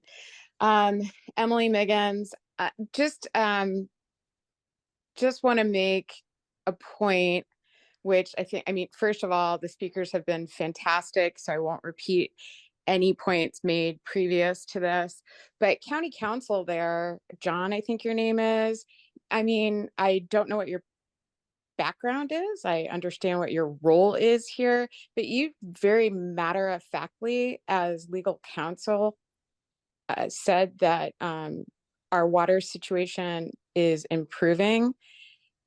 I think what we've heard after attending these meetings for the last year and a half, 2 years, what we've heard from our water purveyors and different hydrogeologists, including my husband, who have reviewed the Basin Management Committee data and have communicated with Coastal Commission about our concerns with the data put forward by BMC concerning nitrates, and then also seawater intrusion, chloride metrics, et cetera. And then, interesting interpretation of that data and red line showing pivoting off a cliff that were, headed downwards with chlorides. Then we hear from our state regional water quality control board, and certainly the Coastal Commission and the Department of Water Resources countering all the great things that PhD supervisor Bruce Gibson, is stating on the public record. And I consider it a false claim. And I would like to finish this by asking a question. Would the sewer plans include the unsewered properties directly across from this project on Pacho? Because some people there just want to do the right thing and connect to the sewer, but they've been denied by, Public Works. They would like to not be sitting on a septic tank. Thank you. There is no further public comment online. Okay, thank you. We'll bring it back to the board for answers, further comments. Mr. Chair, this is David Grimm with Public Works. Yes, David. With your permission, there was just one topic I would like to respond to real quick. So on the discussion of extensions, how was it that it lasted so long? There will be a lot of information on that in the board item, and in particular, the last extension that Supervisor Gibson mentioned went to the Planning Commission earlier this year on May 11th, and so that it was approved by the Planning Commission on May 11th to extend it into December 14th this year. And in that item that went to the Planning Commission, it includes an extensive history of going all the way back, and we've attached that to the board item. So all of that will be available when the board item is online. Thank you. Thank you, David. Okay, Chuck. I just want a little perspective, I guess, about what we're looking at, because 97 lots added to a waiting list. That's how long, how many vacant lots are out there. Ideally, I want to step back and look at the upcoming approval Estero area plan. What kind of growth rate does that foresee? 20 houses a year? We wait in 10 years for the existing waiting list to come down. Is the developer going to want to put in infrastructure and try and sell a lot, knowing that the first lot has to wait 10 years before it gets built on? Bigger picture, I guess, is kind of what I'm trying to wrap my head around. And starting with, what's the existing wait list like, and how many vacant lots do we have out there? I can respond briefly, Mr. Chairman, if you Sure. want. I'm not sure. My recollection is a couple hundred on the wait list, as indicated here. We verge from the question of whether this map should be vested to how we handle the planning issues, which is in the Los Osos community plan. And agreements like the restricted covenant speak to that. And I think you heard our staff indicated that that these, if these new lots are created, they would be like any other vacant lot that's not on the waiting list. We in the planning department have to figure out once we get the Los Osos community plan certified, how we handle the wait list. That's the first set of priorities. The proposal that's sitting in front of the Coastal Commission for certification speaks of, I believe, speaks of a certain amount of growth, all of which is connected with a 2-to-1 retrofit to save twice the amount of water that the development is expected to use. That will extend into the foreseeable future until such time as The management of the basin indicates that it's not necessary based on projects and availability of water. All those, and then great growth management is a piece of the Los Osos community plan. At one point, there is the proposal to go to a 1% growth rate, just as a matter of meshing with the adaptive management that this body has adopted. Again, all that's well and good. That's all the work the county has done to get an approved plan in front of the Coastal Commission. It's in the Coastal Commission's court now to certify that plan. I'm hopeful that we can get to that hearing sometime. I keep saying this, first half of next year, perhaps earlier than that in next year, but that all remains to be seen on quite a number of details. Again, that's a separate issue, related obviously, Right. but a separate issue from the issue that's going to be before the board on the 31st. Okay, you mentioned Title 19. Maybe there could be clarification for something that I heard at the last LOCAC meeting. Andrea, you kind of brought up a question about a development going up Petro Road and whether or not the approval could be postponed until amendments to Title 19 were brought into play. Because we don't know what kind of savings are going to be required then. And the response from the county was that Title 19 is working and verifiable amendments to be made. But then the statement was made that the results of our study, and I'm assuming that's the Medea study, indicate that the county was requiring more water to be offset than was what was necessary, and that modifications in the future, it sounded like they would be requiring less water to be saved, because the point was made that if the approval was delayed until the new amendments had been made, there would be less water saved.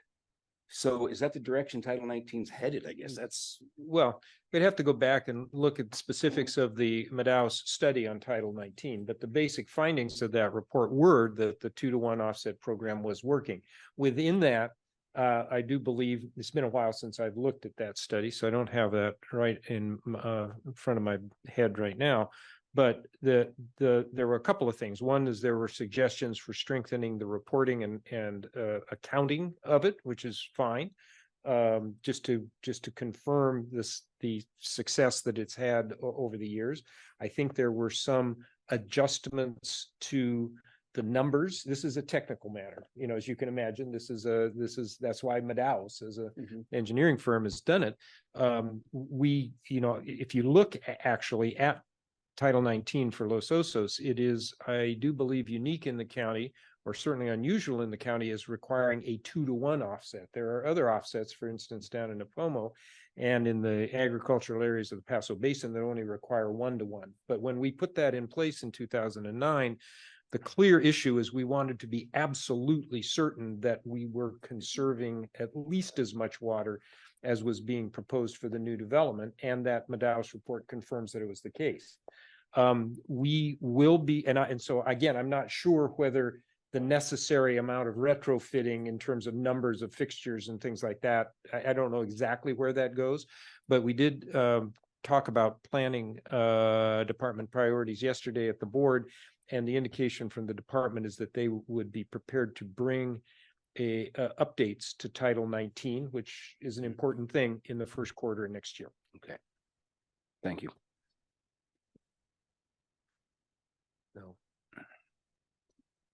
No, we don't. We've technically closed public comment, so sorry about that. Beth, any further comments? Yeah, I think my last question, and I think I did pose it as a bit of a statement, but I would just like to get Supervisor Gibson, since you will be kind of the final word on this. Oh, I wish. I'm one of 5. One of 5. Well, yeah. So is it your position that the Los Osos groundwater basin is adequately healthy to supply water to 97 new homes?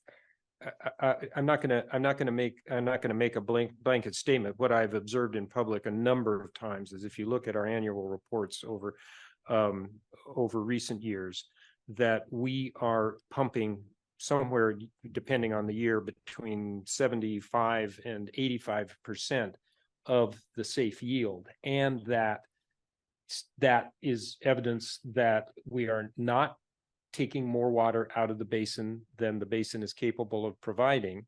And that is confirmed by a trend over many years of water levels in wells rising and seawater intrusion metrics tracking the expected envelope toward stopping and reversing. So that's when I say that the basin is not in overdraft, that is a quick way of summarizing what I just said. Again, the question of water supply involves the water purveyors. And again, as I get fully prepared to weigh in on this item in a couple weeks, I'll be studying the details of that legal relationship between our land use decisions and our subdivision map act decisions and the actual authorities of Golden State Water to first of all serve this property, and second, issue a will serve letter. I'll follow on with your comment. It seems basically purely related to quantity, and I think that quality is as much of the equation, and I want to be sure that we're not neglecting the fact that our nitrates are increasing in our lower aquifer, and we are pumping more and more from our lower aquifer. And we have parts of our basin plan that we are not following as far as treating the upper aquifer. That metric is actually in decline. So this last year, our annual report also showed that our pumping, we didn't meet the 80%. We were at 84%. So we are actually still pumping even more than we want to based on our own metrics. There are other water quality constituents that we're seeing now where hexavalent chromium is going to be regulated in the next year or so. PFAS is going to be regulated. These are showing up in the eastern side of the basin. This indicates a water quality issue that could potentially degrade the basin to a point that water supply is either not available or very expensive and water intensive to treat. So let me just respond again. Commentary that I'm fine with. That's not a problem at all. Bringing this back to the purview of the Basin Management Committee, water quality is absolutely part of our basin management plan. And we track those metrics of nitrates, and we will work cooperatively here to form responses that are going to create a sustainable water supply of the proper quality, and we will deal with emerging issues under adaptive management as we can. I don't deny anything that you say. It is absolutely issues that we have. And yet, I think we look at the totality of the basin as revealed in the annual plan, and we're absolutely on the whole moving in the right direction. Yes, we've got things that we got to keep on track of, and we have got to continue to implement projects. And as we look at the rationale, the motivation for our programs A and C, which were nominally around existing development, B and D around the possibility of serving more than existing development. Again, the question of developing the water supply is for the three of you who join me at this table. And in terms of the kind of increased residential development that we're talking about here, but I have no doubt that we can work together to make that so.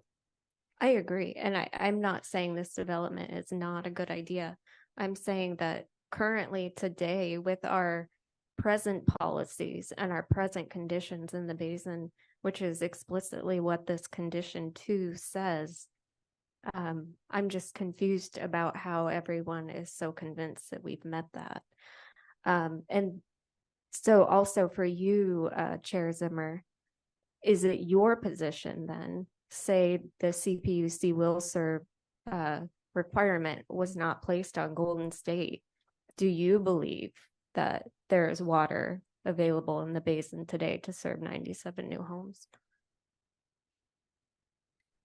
Well, I mean,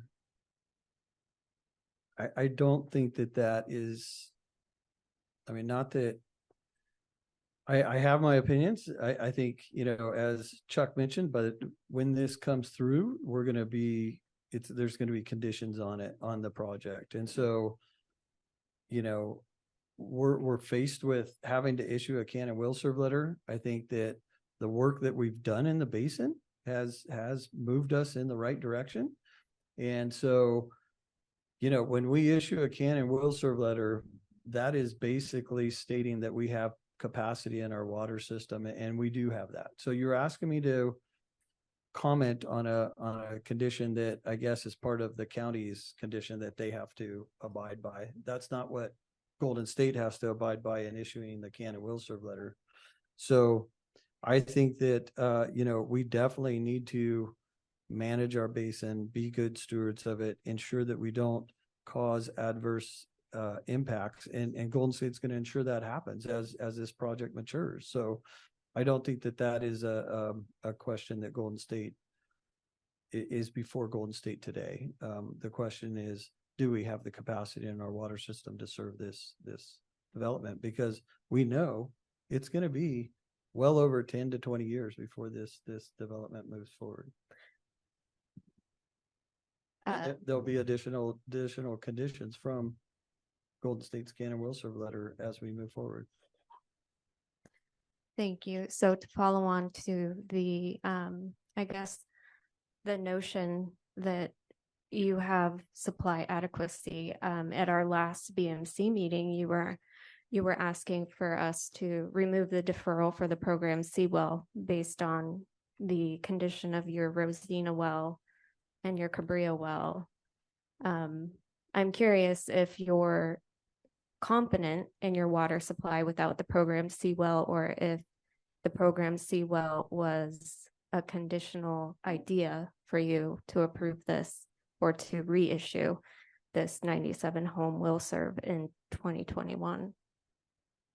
So improvements and investment in a water system is something that all water purveyors should be doing, so they don't get in a position where they're unable to supply water to the community. And so Golden State's somewhat fortunate in that aspect that we can navigate through that difficult situation sometimes to be able to invest in the water system. So one of the benefits of Golden State is that we are able to do that. We've drilled wells and consistently through the entire last 50 years that we've been pumping water out of this system.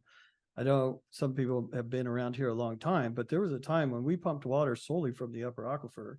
We moved to the lower aquifer because of the nitrate contamination and the conditions. We drilled a well on Sea Pines. It was an upper aquifer well. We were only able to pump that for about 2 years. We had to move away from that. We have, wells in certain conditions, Pecho well, we abandoned that well. So it's not just because we're positioning ourselves for this new development, we're ensuring that we're building a reliable water source, and the actions that Golden State have taken in the last 10 years has been in alignment with the basin plan. We installed a nitrate treatment condition or system because now we have the ability to take upper aquifer water. We've drilled 2 wells. We've drilled South Bay well. We've drilled our newest well on Los Olivos. And now this is part of continuing to migrate away from this portion of the basin and continue investing in ensuring reliability. So I think all water purveyors should be doing those kind of activities. Thank you. Okay. Regarding the can and will serve letter, I do want to jump back on that just 1 second. I hear the sentiment of this can and will serve letter, how Golden State is positioned on this. it is not, Golden State navigates through that with ensuring that we have reliable water service and that we are good stewards of the basin. So is it at a point where we need to go down and adjust that? I mean, I'm open to that conversation. Like I mentioned before, we need to understand what that conversation entails. But I'm not saying that I'm not opposed to talking about that openly and fully understanding that, both internally and with the other water purveyors and out in the public. So, okay. Sure. Okay. Let's move on. Let's move on to our other items. County, I don't know if you're still on the line, but thank you very much for the presentation and the time today. Yeah, you're welcome. My pleasure. Thank you. Okay. Okay, we are finishing item 5 and moving on to item 6, which is our consent agenda. We have 3 items on our consent agenda. It's the 2023 budget update and invoice registry, approval of minutes from our August 16th meeting, and approval of minutes from our August 29th meeting. I'll turn it over to you, Dan. Thanks, Chair Zimmer. Yeah, no special presentation on this. I can take any comments the board may have. Any comments from the board on the consent agenda? Okay, we'll open it up to public comment. Item 6 on consent agenda. If you'd like to make a public comment and you're online, please raise your hand. And if you're in the boardroom, please come up to the podium. Lindy Owen, it's not quite on this subject, but I didn't get the reminder, so I'm not sure. I tried to sign up again to be notified, but I did not get a notification for this meeting. Thanks. There is no public comment online. Okay, thank you. I'll move approval of consent. I'll second. Okay. We have a motion and a second. Dan, do we want to? All in favor? Aye. Aye. Okay. Motion passes. Okay, thank you. We'll move on to item 7, public comment on items not appearing on the agenda. If you'd like to make a public comment and you're online, please raise your hand. And if you're in the boardroom, please come up to the podium. Lindy Owen again. Just a general point. It's starting to turn into a water war here. And I lived through 25 years of sewer war. Let's just do what's right for our basin. I don't understand how anybody in their right mind can say that you can improve a recovering basin by using more water. Title 19 is no guarantee. If I get a house built with Title 19 and I want to just run water down the street and water like Oprah Winfrey does in her, area, I can do that. I don't have to go to jail. I can use up the whole basin. Having 50% of the basin not even monitored, not even aware that we have a problem, isn't solving our problem either. So let's get realistic. Sure, we'll have new development, but we need, besides mansions, we need places for the people to have to clean those mansions. This is a beautiful little community, but it's certainly going to be ruined if we assume that we have plenty of water and we force everybody out because they can't afford it. Thank you. Thank you. Thank you, Mr. Chair. Terry Simons again. I spoke briefly on this, apparently out of order, but I am concerned about the Los Osos Community Service District's application for state water. I'm not going to say any more than what I said on that earlier. I do have clients that are in the basin that are not covered by the Basin Management Commission's boundaries, who are ready, willing, and able to supply water to purveyors in this basin. We have had discussions with Blaine Ridley. We're going to continue those discussions. We're either going to make a formal proposal to this body, or we're going to try to advocate for our own basin management area, separate and distinct from yours, and we'll let the state sort out where the water ought to go. Thank you. Thank you. Barry Brannon, I have a ranch in Los Osos Valley. Some years ago, my neighbor, Mr. Goodrich, and I, who own over 1,000 acres in the valley, spoke with the county about providing an area for stormwater capture. And it was pretty obvious this year when we had over 30 inches of rain came down Warden Creek and through Los Osos Creek. It flooded out Cherry Road in two places. It's very dangerous to drive. A major road on my ranch was washed out. And stormwater capture is new water for the county, new water for Los Osos. And at this time, I hear all we hear is crickets. That proposal for stormwater capture, there's grant money available. Wayne Ridley has it. He talks about it. And we frankly don't want to form our own water district, but we feel that this needs to be talked about if you really are interested in increasing the water, increasing the housing. If you're really sincere about it, you think that there would be some contact.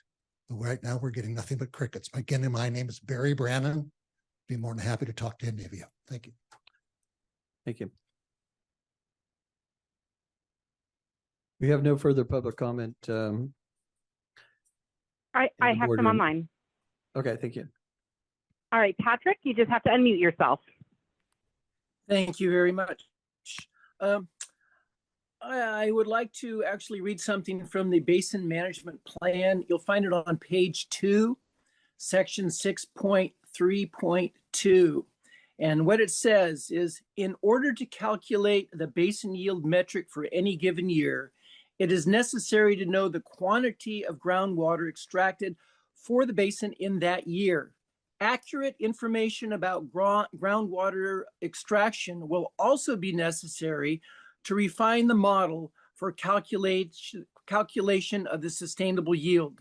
This basin relies on estimates of historical and current groundwater extractions by private, domestic, community, and facility and agricultural water users. In the future, it will be critical to base management of the basin on accurate extraction data rather than estimates. And that is the problem that we are having with our basin yield metric that Supervisor Gibson depends on so much, thinking that we have enough water. Our basin yield metric is based on assumptions and estimates.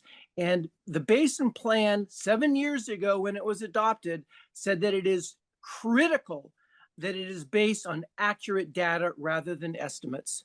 I'd like you to think about that and please do something about it. Thank you. Thank you. All right, Becky, you just have to unmute yourself.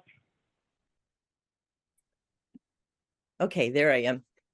I'm appreciating everyone's comments today. And yes, we should be looking at water from our area, not trying to take water that belongs somewhere else.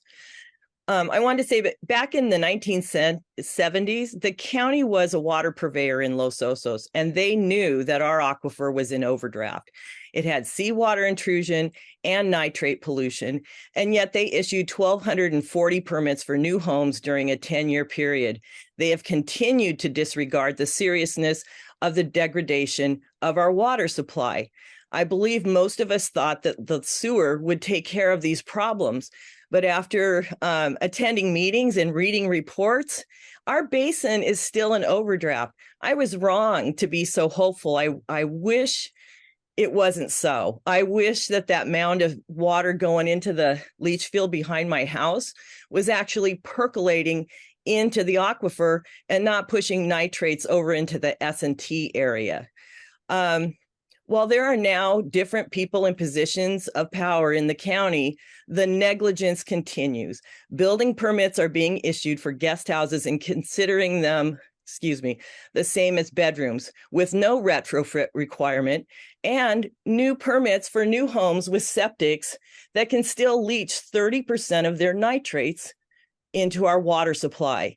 And as we are learning, Cabrillo Estates, which is not sewered, their nitrates are flowing downhill. Wow. Back in the 80s, they were telling us it didn't flow downhill.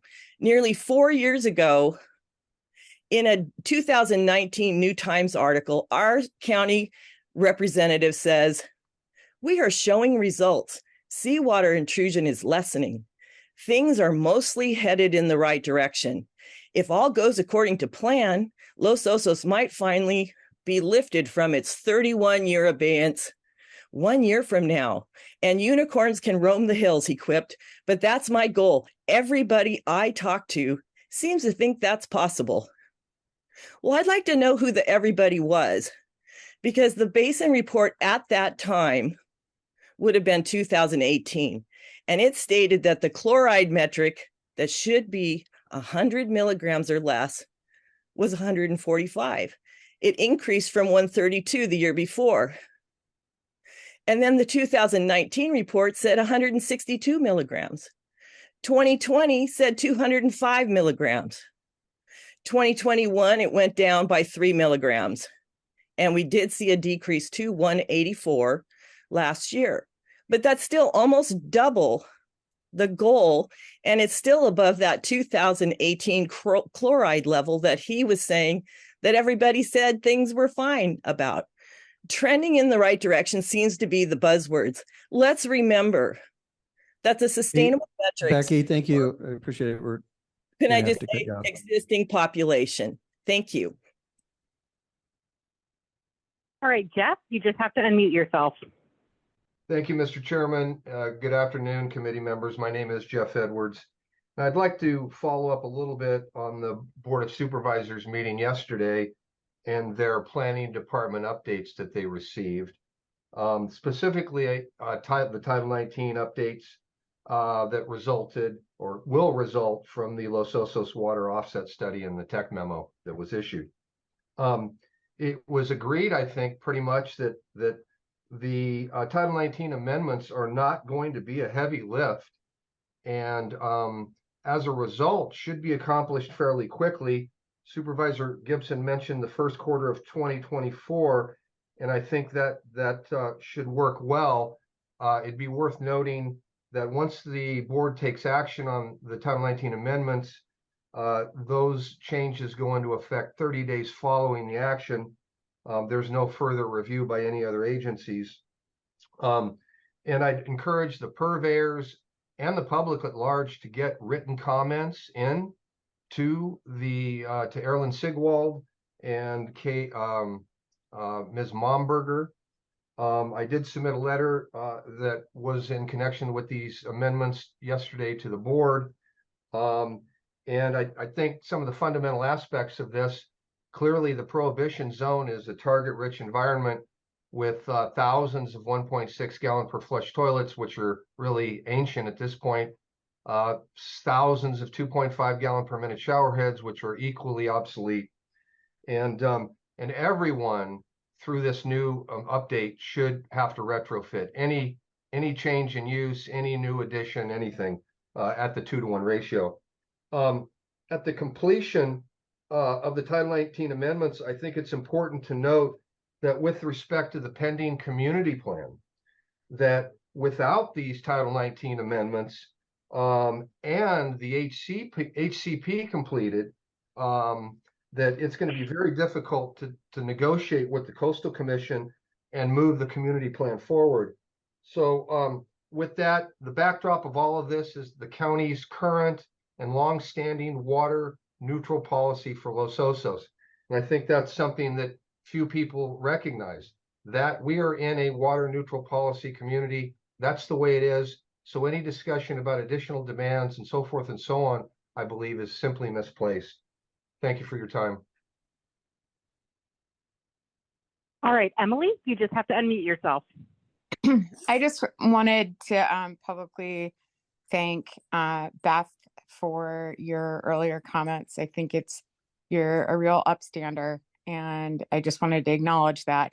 But there's one piece that we don't discuss, or the county doesn't discuss. I'll put the focus on county and then BMC, and certainly education efforts through the BMC and our water purveyors, which is there are established and have been for well over 8 years, sustainability metrics and reporting standards that are voluntary amongst specialty crop growers. So think strawberries, you can think, citrus, avocado, late green crops, etc., that are voluntary. The education's free. The potential for working through universities, ag-based universities, is all out there. And I never hear, and I think even Supervisor Gibson was an orange grower, if I can remember correctly. And there are both large consumer product good companies, specialty crop grower companies that are working with these metrics, and small farmer companies that are working on these metrics, such as applied water use, such as applied nitrogen use, et cetera, to help California and beyond growers meet voluntary sustainability metrics that they can report on publicly through shareholders or private investors. And I'd really encourage the BMC and the different, entities that make up the BMC and our county to get real throughout our county, not just the Los Osos water basin, and start working in this regard.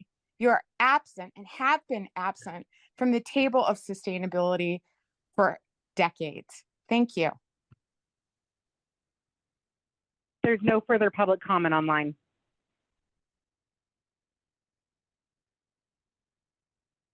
Thank you. Okay, we'll bring it back to the board. Any further comment or comments on the public comments not on agenda? I have one comment that I would like to request that staff, BMC staff, start looking into potential PFAS contamination and sources, and start kind of compiling an area of where this occurrence is, so we can stay ahead of it and start to potentially in the future including it in things like our new updated basin management plan, because I feel like that's on the horizon right now with the current basin plan we have needing some updates.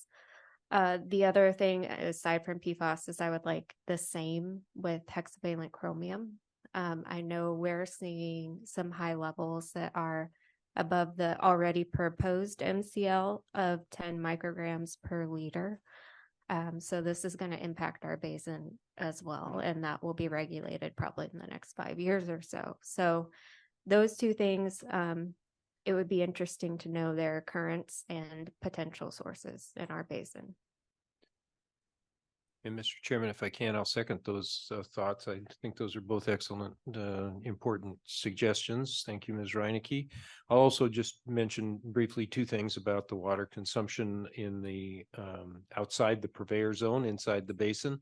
The estimate that we use was based on crop duty factors that are pretty well known, with measurements of planted acreage. And I will say that technology has advanced in the years that we've been doing this, and we're seeing promising technology that we're applying in the Paso Robles groundwater basin, which is satellite imaging that can give evapotranspiration rates and come up actually with very good estimates of irrigated water use. That's going to probably be, I'll say probably be part of the regulatory structure of the Paso groundwater basin. So I think, Mr. Ely, maybe at some point we could bring that as an item, and maybe we should think about that as we talk about our budget in the next couple items, wherever that lands. I think that could really solidify our understanding of what's going on outside the purveyor areas.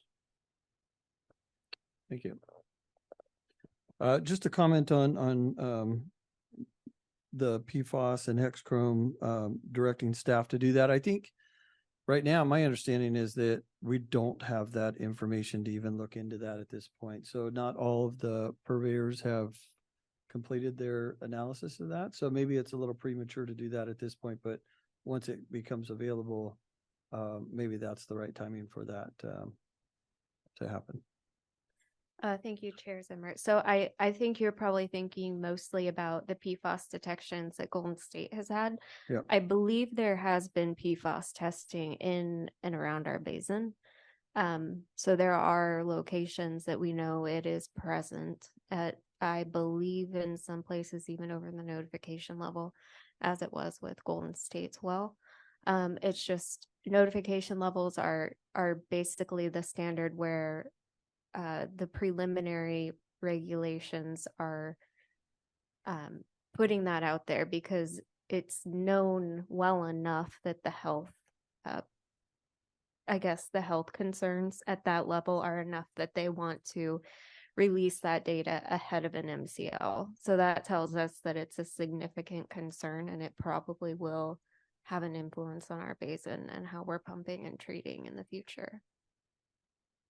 So you're right. There was some preliminary analysis done, but we haven't completed that to look at it as on a basis as a whole. I think some of the areas that you're referring to were the point of entry into the system, which had multiple sources.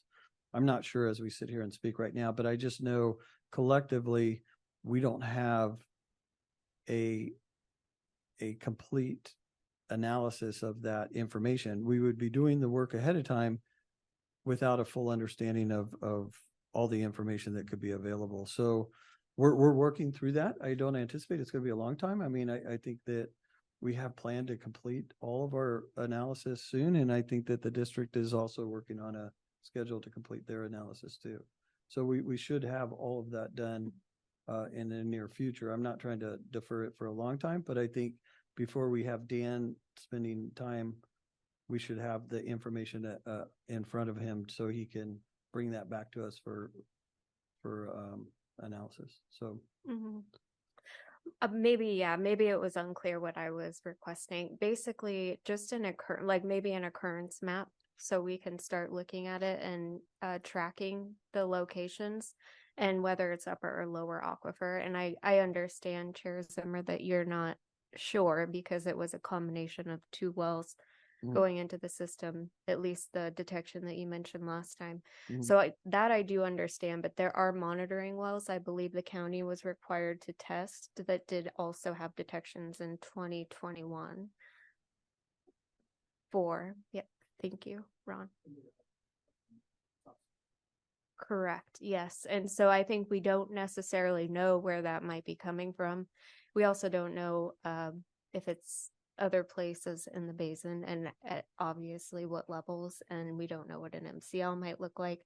But I think that we should be aware. I mean, we can't pretend like it's not coming because it is, and we know that we have it. The same with hexavalent chromium. Both are inevitable, and I just would like to see maybe like a heat map of, detections throughout the basin so we can understand or begin to understand what we're going to be dealing with.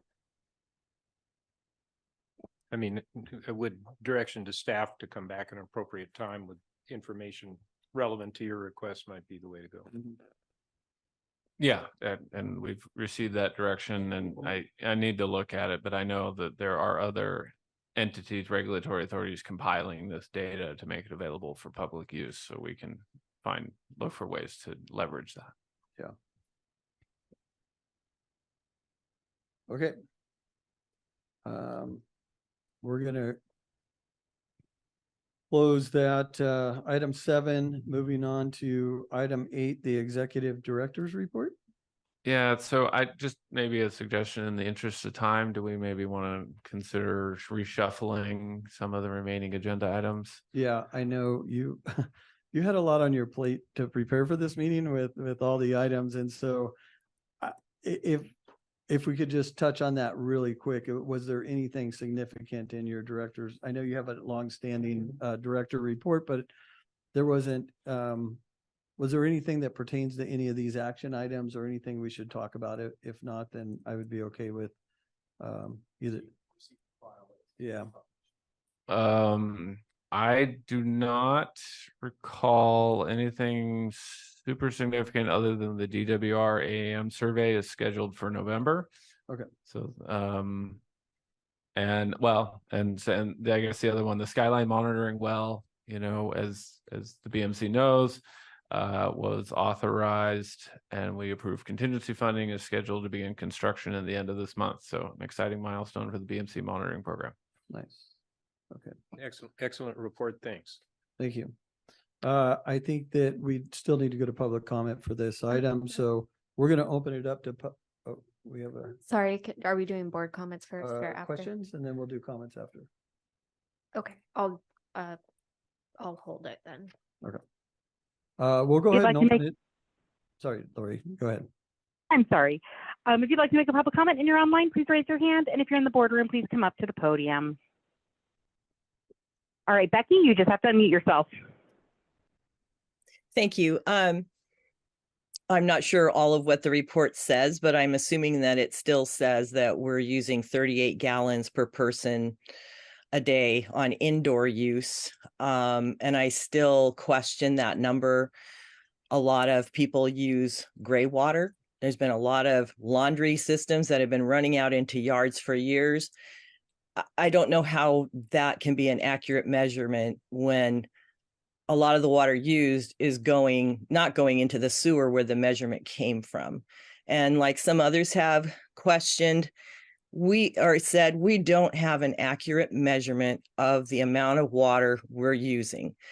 And so that does concern me. I think that needs to be looked at, because I think whoever this report goes to looks at that and goes, wow, those Los Osans, 38 gallons per person per day indoors. And I don't think it's accurate. Not that I think that Mr. Heimel is trying to do something nefarious there, but I don't know how this was set up to do that, but I don't think that number is accurate. And also how we have a third of our homes on large lots that are not hooked up to the sewer. So we have no reading on what the amount of water they are using indoors. Thank you. Thank you. There's no further public comment online. There's no public comment in the boardroom. We'll bring it back to the board and file and receive. Yeah, I'd just like to address that topic, that question. So yeah, in this executive director's packet is more information on the methodology for calculating the 38 gallons per capita per day. That's a calculation that's performed by county utilities, and it is an estimate of the average indoor water use as measured as influent to the Los Osos water recycling facility, divided by the estimated population for the sewer system service area. So it is it is an older population estimate from the 2010 census. So maybe there's an opportunity to update that, though I don't know that Los Osos' population has changed significantly. But it's one of the best available ways that we can try to calculate that number that I'm aware.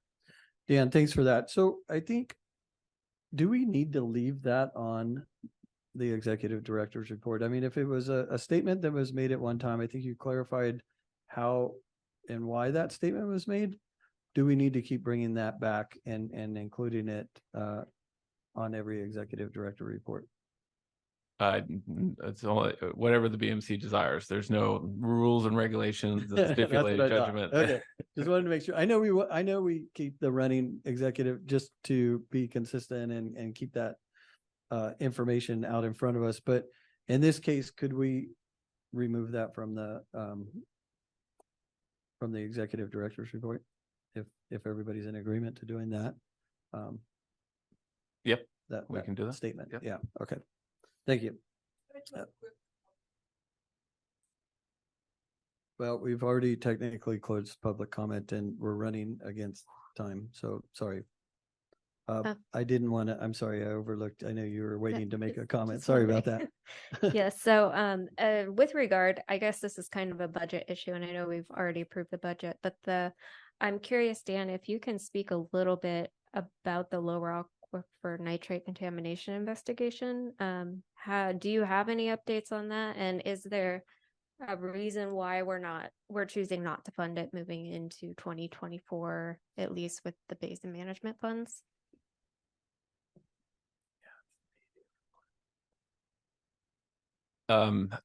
So there was long history with that in terms of the funding approval and then not getting done. But the recent deferral was waiting for the skyline monitoring well bids to come back to make sure that whether or not there would be funding available for that. The bids did come back in a reasonable range of the engineer's estimate. It is something we could bring back. However, the regional board has reached out to BMC staff to coordinate with them and is potentially pursuing some other strategies to better understand the source of the nitrates in the lower aquifer. And so based on that, it has, at a staff level, we've talked about this at the BMC staff parties, it has been deferred as a suggested budget item in calendar year 2020. Well, that's the next item, but it hasn't been brought back to the BMC for considering funding under contingency or other funds at this point, really pending, as we understand it, the regional board's sort of further evaluation of that issue. Thank you, Dan. Thank you. Okay. We're going to receive and file the executive director's report. Move on to our action items. Action item 9A, sustainable yield estimate for 2024. Turn it over to you, Dan. And this might be an opportunity, and obviously it's the BMC's prerogative, but we could consider taking action items 9C and D or before 9A and B. I guess from a staff's perspective, we're really looking for input and really an opportunity to talk about items 9C and D with the board. Items 9A and B are important, but don't have tight time constraints associated with them. So could we defer them to our next meeting? I believe so. I'm amenable to that. Both of them look acceptable for that. Yeah. Okay. Yes, I am fine with that also. So based on the direction of the board is to defer item 9A and 9B until the next BMC meeting. Do we need any kind of a yay, nay vote on that or anything? Let's just be safe. All in favor? Aye. Aye. Okay, motion passes. Okay. In that new direction, we're going to move on to item 9C, calendar year 2024 budget. Thank you, Chair Zimmer. So a number of new items and sort of policies and procedures and authorization, a lot to consider in this year's, proposed calendar year 2024 budget. And we're really envisioning this as a multi-step process. Some of the proposed changes that are presented in this or next calendar year's budget, we've had extensive staff level discussion around, but we really haven't had the opportunity to talk about these with the BMC. And so I'm really looking at this as an opportunity to get input, pieces they like, pieces that need more detail from the BMC so we can bring back a more, solid proposal for approval consideration at the next meeting. Okay. Enough preamble. So, the BMC has its traditional baseline services. That's the executive director, the hydrogeologist, monitoring and a monitoring report, technical support services, BMC legal counsel, all that's included in the proposed budget. But there were really 4 kind of specific items that I wanted to highlight that are included in the proposed budget for this year. So the first item is BMC accounting services. This would be a third-party accounting firm to help manage BMC finances and a potential BMC bank account. And this is a relatively significant item, not in terms of the magnitude of the cost, but in terms of what it would mean for the structure for how the Basin Management Committee receives funding and pays for services for its monitoring and management of the basin. So just history right now, the BMC, as it approves an annual budget for the upcoming calendar year, as it incurs costs in that calendar year relative to that budget, those costs are submitted as invoices. They're reviewed by the executive director and or the chair as appropriate, and then they're sent to Brownstein Hyatt Farber Schreck, which is a legal firm representing one of the BMC parties that acts as sort of the BMC's de facto accountant. That firm then splits up all those invoices, sends them to each of the BMC parties for their review, approval, and then payment of their portion of the cost share for those. So it's a very labor intensive process. It's also a very lengthy process, requiring all the parties to pay their fair share of each monthly invoice before the BMC is able to pay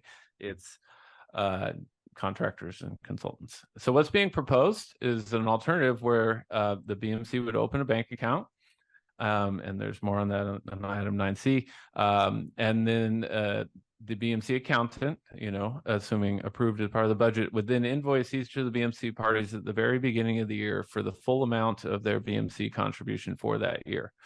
That money would then be placed into a dedicated BMC account, and then as costs are incurred by the BMC, the proper review and approval procedures would be made, and then those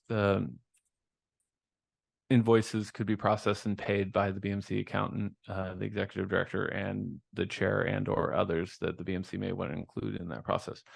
Two main advantages of that. One, it's way less labor intensive with not having to have invoices created every month and sent to all the parties for their review and payment.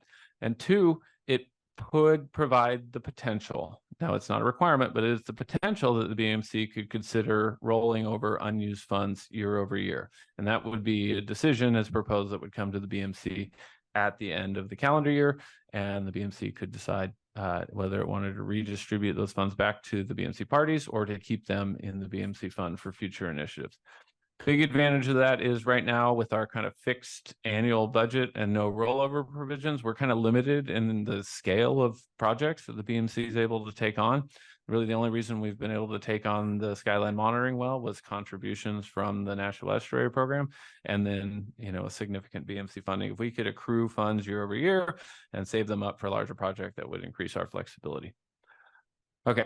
BMC website, this one's a little simpler. The county has requested that the BMC take over hosting of the BMC's website, just streamline the process, add for more flexibility. This is just really a setup and hosting cost. It's mostly hosting, unfortunately, but $250 of it is the setup fee, but it would just be an annual cost the BMC would pay to host this website and it's a firm that hosts many other small public organization websites. So it would help make sure that the BMC is in compliance with any rules and regulations that may or may not fall under with respect to websites.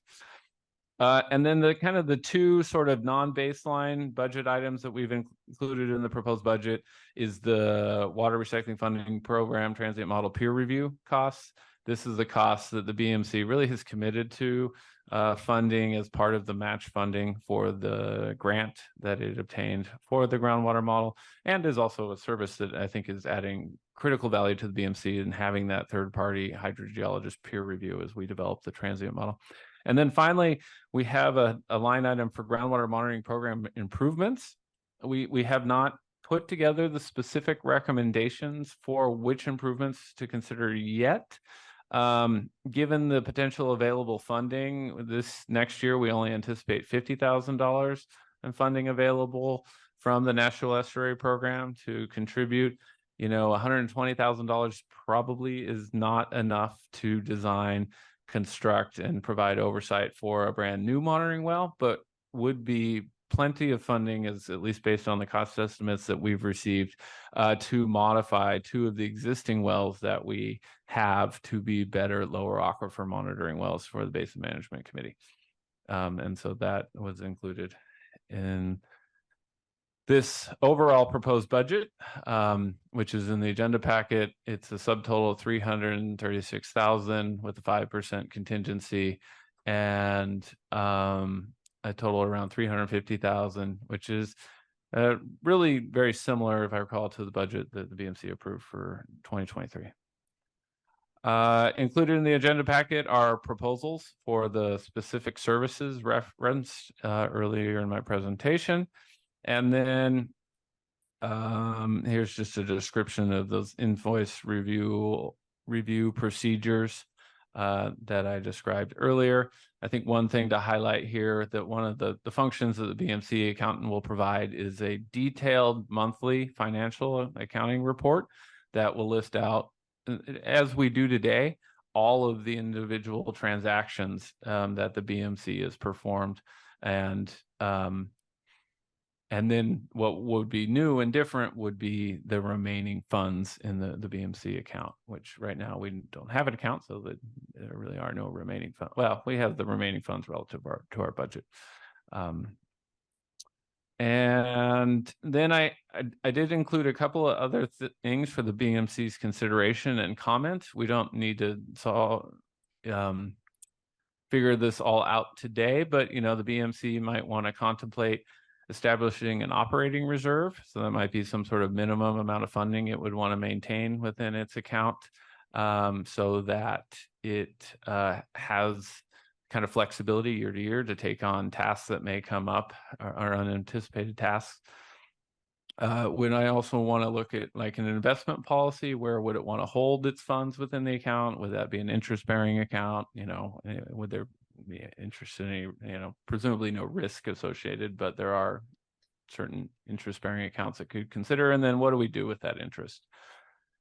And then finally included in, so I crammed a lot into the staff report, as you're hearing, is a proposal to provide a technical support services authorization. Right now we have, and it's included in the 2024 budget, is a $15,000 line item for technical support services. This has been used before my time, and even during my tenure, as kind of the contingency for when we need the hydrogeologist to perform work outside of the groundwater monitoring program or the annual monitoring report. We consistently leverage Spencer Harris's deep technical knowledge, both of the Los Osos Basin and other related water related items. And under the current system, I'm having to authorize those that are very time sensitive when I don't have time to bring it to the BMC because of a pending review deadline. Another thing, him to do that work, and then we're bringing it back to the BMC for approval after the fact, which puts me and Cleve Harris geologist in an uncomfortable position, because we want to be able to react rapidly to help support the BMC and its goals. And so what's proposed is similar to what we have for the legal counsel, is that the BMC could consider authorizing the executive director to utilize up to $5,000 of that budget item without further approval. And then if at the point that was exceeded, then the executive director would come back for further authorization. So that concludes my presentation on the 2024 proposed 24 and 24 calendar year budget.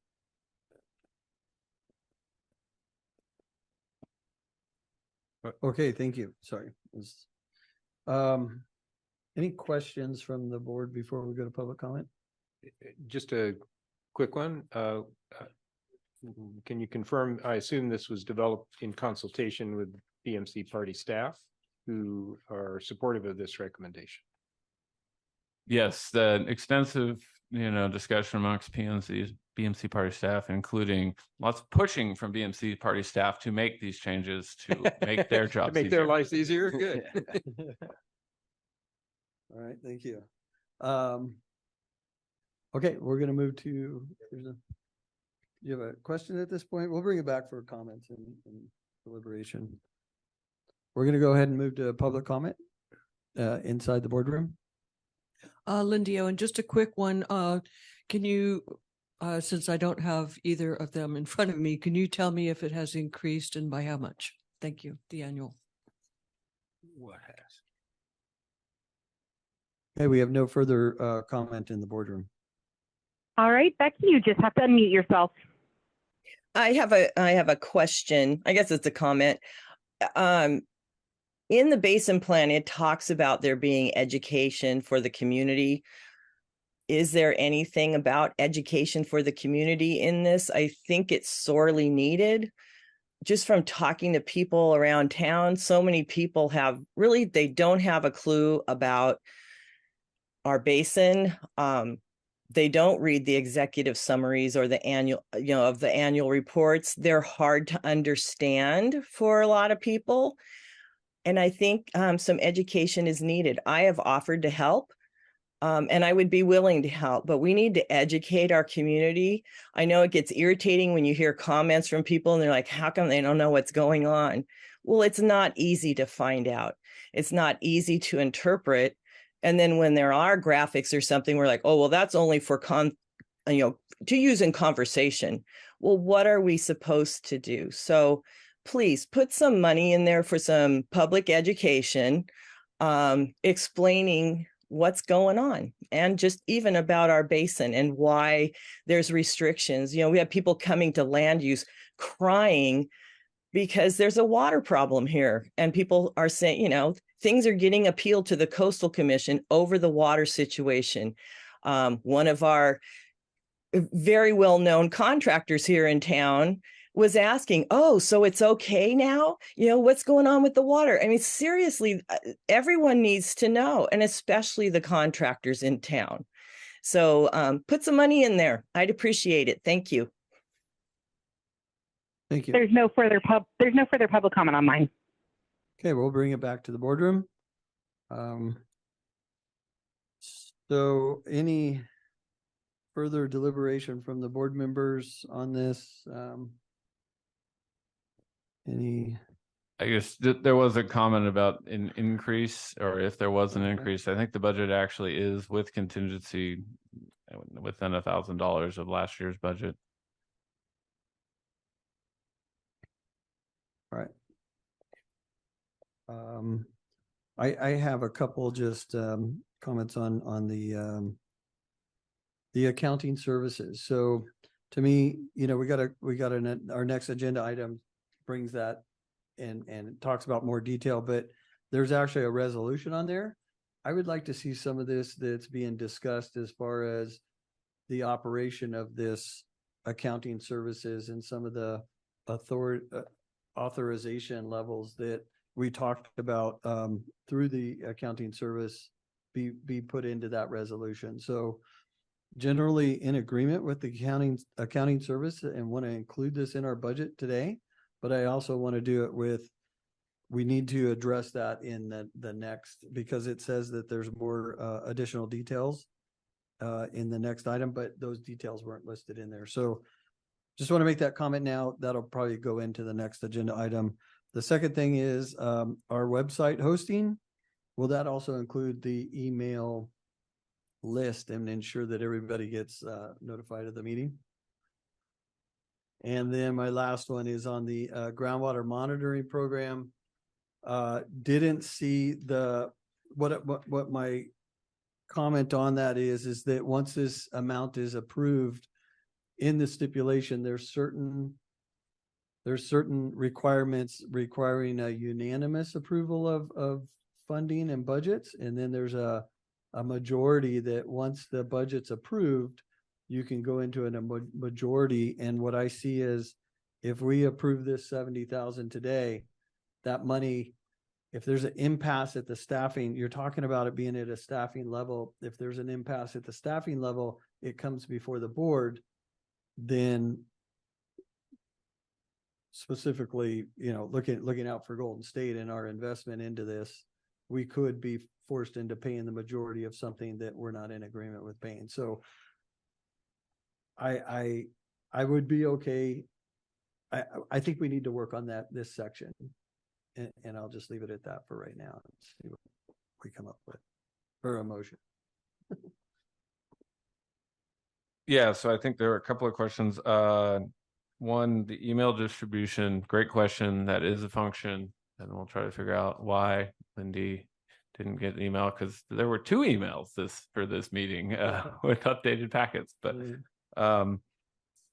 and then incorporating some of these policies and procedure and authorities in the resolution, I also think it's a great idea. It's a great way to document the decisions that the BMC is making. It can be a reference document that we can refer back to when inevitably there are questions. And that might be an opportunity to address the concern you have as well. You know, if we are changing how we're establishing our budget, maybe we need to be a little more explicit on what requires unanimous approval and what doesn't. So if we're looking to take previously approved funds for some item and use it on something else, maybe that should require unanimous approval. So all good comments. All right. Sounds good. Any further deliberation? I have a general question, and this is just me wondering about BMC representatives. I thought I read in the stipulated judgment that it is possible to have parties added, and I'm wondering if it's ever been explored to group our private well owners and have them as a seat at the board. Is that a possibility? Yes, I believe that's to you. Well, that is Supervisor me. Gibson. I am the representative of the private well owners. Okay. I see. So what about, the monitoring, I think, was my next question. So why are they not monitored? And this is going off budget, but I'm curious So the question really amounts to the question of the adjudication in the first part. And there are some 200 property owners that are outside the purveyor's boundaries, something like that. When the adjudication was filed, all those property owners were offered the opportunity to enter the adjudication. If you think about that, adjudication is long, expensive, and difficult. And so the approach was used that says, look, all the individual property owners are welcome to join the adjudication. Or if you don't, we will make a best possible estimate of your water use. And since the real issues controlling the basin, given these folks have their own rights to use water, and irrigated ag is probably the biggest user out there, we will make an estimate and we will craft a basin management plan that works off of that estimate. And what we found is that the basin could achieve the goals for the urbanized area without immediately imposing restrictions or any impact on these individual well owners. There is the provision for possibly doing agricultural exchange where maybe recycled water displaces water that a particular ag interest pumps, and then that water could be used to pump into the purveyor system. But that's a Program D possibility that might augment it. The question of individually monitoring wells out there is a sensitive one. It's been long a concern of private well owners as to how that data is handled. They typically don't want the intrusion. It's a topic that we can consider, but if that were to be proposed, it's my considered judgment that very likely many of those individual property owners might want to join the adjudication. I think that was my question. And that is a complicated bit of business and expensive for them. And frankly, I believe that because they can come in, they were offered a chance, they are overliers of this basin, they could be part of the adjudication, but they have chosen not to at this point. So if we go out to try to monitor individual wells, we risk derailing that conversation for a conversation of expanding the parties to the adjudication. And that is a big one. So I'm really excited about the satellite monitoring to refine our estimate. Again, the basin management plan is premised on the idea that if the water use out there is about what we think it is, plus or minus, we can accomplish the goals that we seek without imposing there might be, eventually there will be administrative costs that I think are appropriately levied on well owners out there.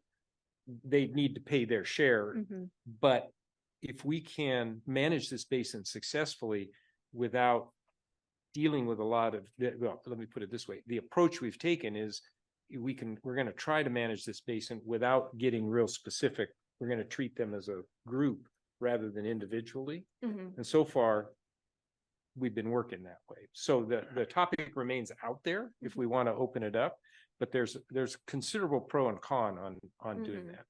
Is the door open though to private well owners if they want to join the adjudication? That's a legal question. I do believe that it is. Okay. I do believe it is, but we had a pretty frank conversation back 2015 or thereabouts, and they understood where we were. If we were to try to monitor individual wells with meters, the county would have to come forward with a well monitoring ordinance. We'd have to make that a requirement of ordinance. That is going to take time and it's going to be controversial. So again, I was talking offline to Mr. Reilly. There is a report. We've actually imaged the Los Osos ag areas. And so I think that's something that will come before the BMC fairly soon, and we can start getting potentially a refined look. This is something that is a big deal up in the Paso Basin, and we're very interested in seeing that move forward. So I think it's very likely a very cost-effective and simple way to deal with that issue here. I see. Thank you. Sorry, that was a budget question. I was trying to think of other parties in the basin that could potentially in the future contribute to our and absolutely so. We've got a fee study somewhere out there in the future, and that's an absolutely legitimate issue to seek contributions from there, because it is a common pool resource. Right. And I mean, to be clear, they would also get their seat at the table, and it would be a position that would be beneficial to them. Right. So I think that again, that is the county right now, unless they join. So we all four are parties to the adjudication. Right. If we have individuals joining, then we'd have to potentially rethink how the BMC operates. But without those parties outside the purveyor areas as parties to the adjudication, I'm their representative. Right. Okay. Thank you for that clarification.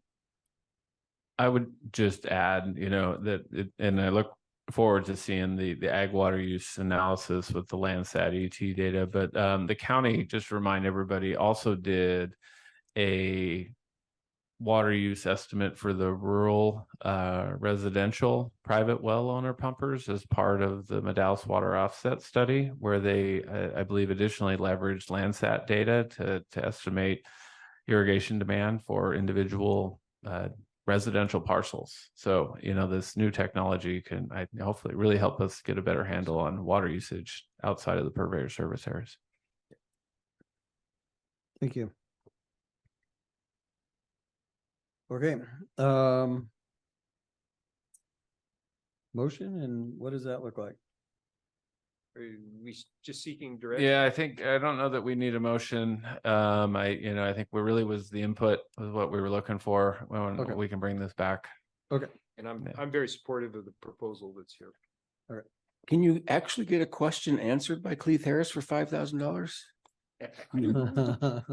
We ask complicated questions. You must. Yeah. No. Yes. So just so I'm clear, Dan, this will come back before our next meeting, and at that point, we're expecting to adopt the budget and have a more defined based on the input you're getting today. Correct. Okay. Yeah, the goal will be to bring this back on November 14th, along with the two deferred items for BMC full approval, as the 2 of 3 items need to be done before the end of the calendar year, and we don't want to push it too close to Got it. December. Okay. Okay. So we're gonna go ahead and close that. Provide a direction to staff. We're gonna move on to our next item, item 9D, and I guess this would fall under the same category because we are not funding this at this point. Is that correct? Or I mean, I don't know. I'm just trying to look, are we proposing to make a motion and adopt what's presented, or are we coming back next time? How is this framework for us today? Yeah, so I would say well, we could either defer it, or we can talk about it. But basically, item 9D really was as structured, a very specific authorizing resolution and focused on providing the bank the information it needed to allow the BMC to open a bank account. It's just a requirement of opening a bank account on behalf of an organization. However, based on the input that we got earlier, it sounds like we want additional detail included in this resolution, not necessarily for the bank, but for the BMC's own benefit in documenting and clearly stating the sort of the policies and procedures that would be associated with the bank account. So I would say it's probably not ready to get approved in its current form unless we want to split it up into two separate authorizing resolutions. I see. Why don't we go ahead and hear it? Do you have additional information to provide on this one, or? I mean, not a lot of additional information, really it's a pretty short staff report, but it is, in investigating what we needed to do, the BMC needed to get an EIN number, the BMC needed an authorizing resolution, and with those two pieces of information, in theory, would be able to fulfill all the requirements that the bank has for opening a bank account. It was pointed out that the BMC might need to contribute a minimum dollar amount to open an account, like $5. So yeah, we're taking a collection. So it's really, I mean, we could approve this resolution, and then that would allow us to start the process of opening the bank account, and so it just gives us more time in case we get tripped up with something and to come back, or we can defer it and approve it with the budget at the next meeting with the additional detail that was requested. Do we have this funding in our contingency budget today? Yeah. Yes, I don't think it's a large dollar amount to open a bank. Yeah. And we do have remaining contingency. I guess my hesitation is we don't really actually have an account, right? So we'd have to invoice all four of the BMC parties for their portion of the bank account minimum fee. So I guess my recommendation would be to defer this and then bring it back with the rest of the budget at the next meeting, but I'm open to it. I'll defer to staff on that. Yeah. Okay, let's take some public comment on this item, and then we'll come back. If you'd like to make a public comment and you're online, please raise your hand. And if you're in the boardroom, please come up to the podium. There is no public comment online.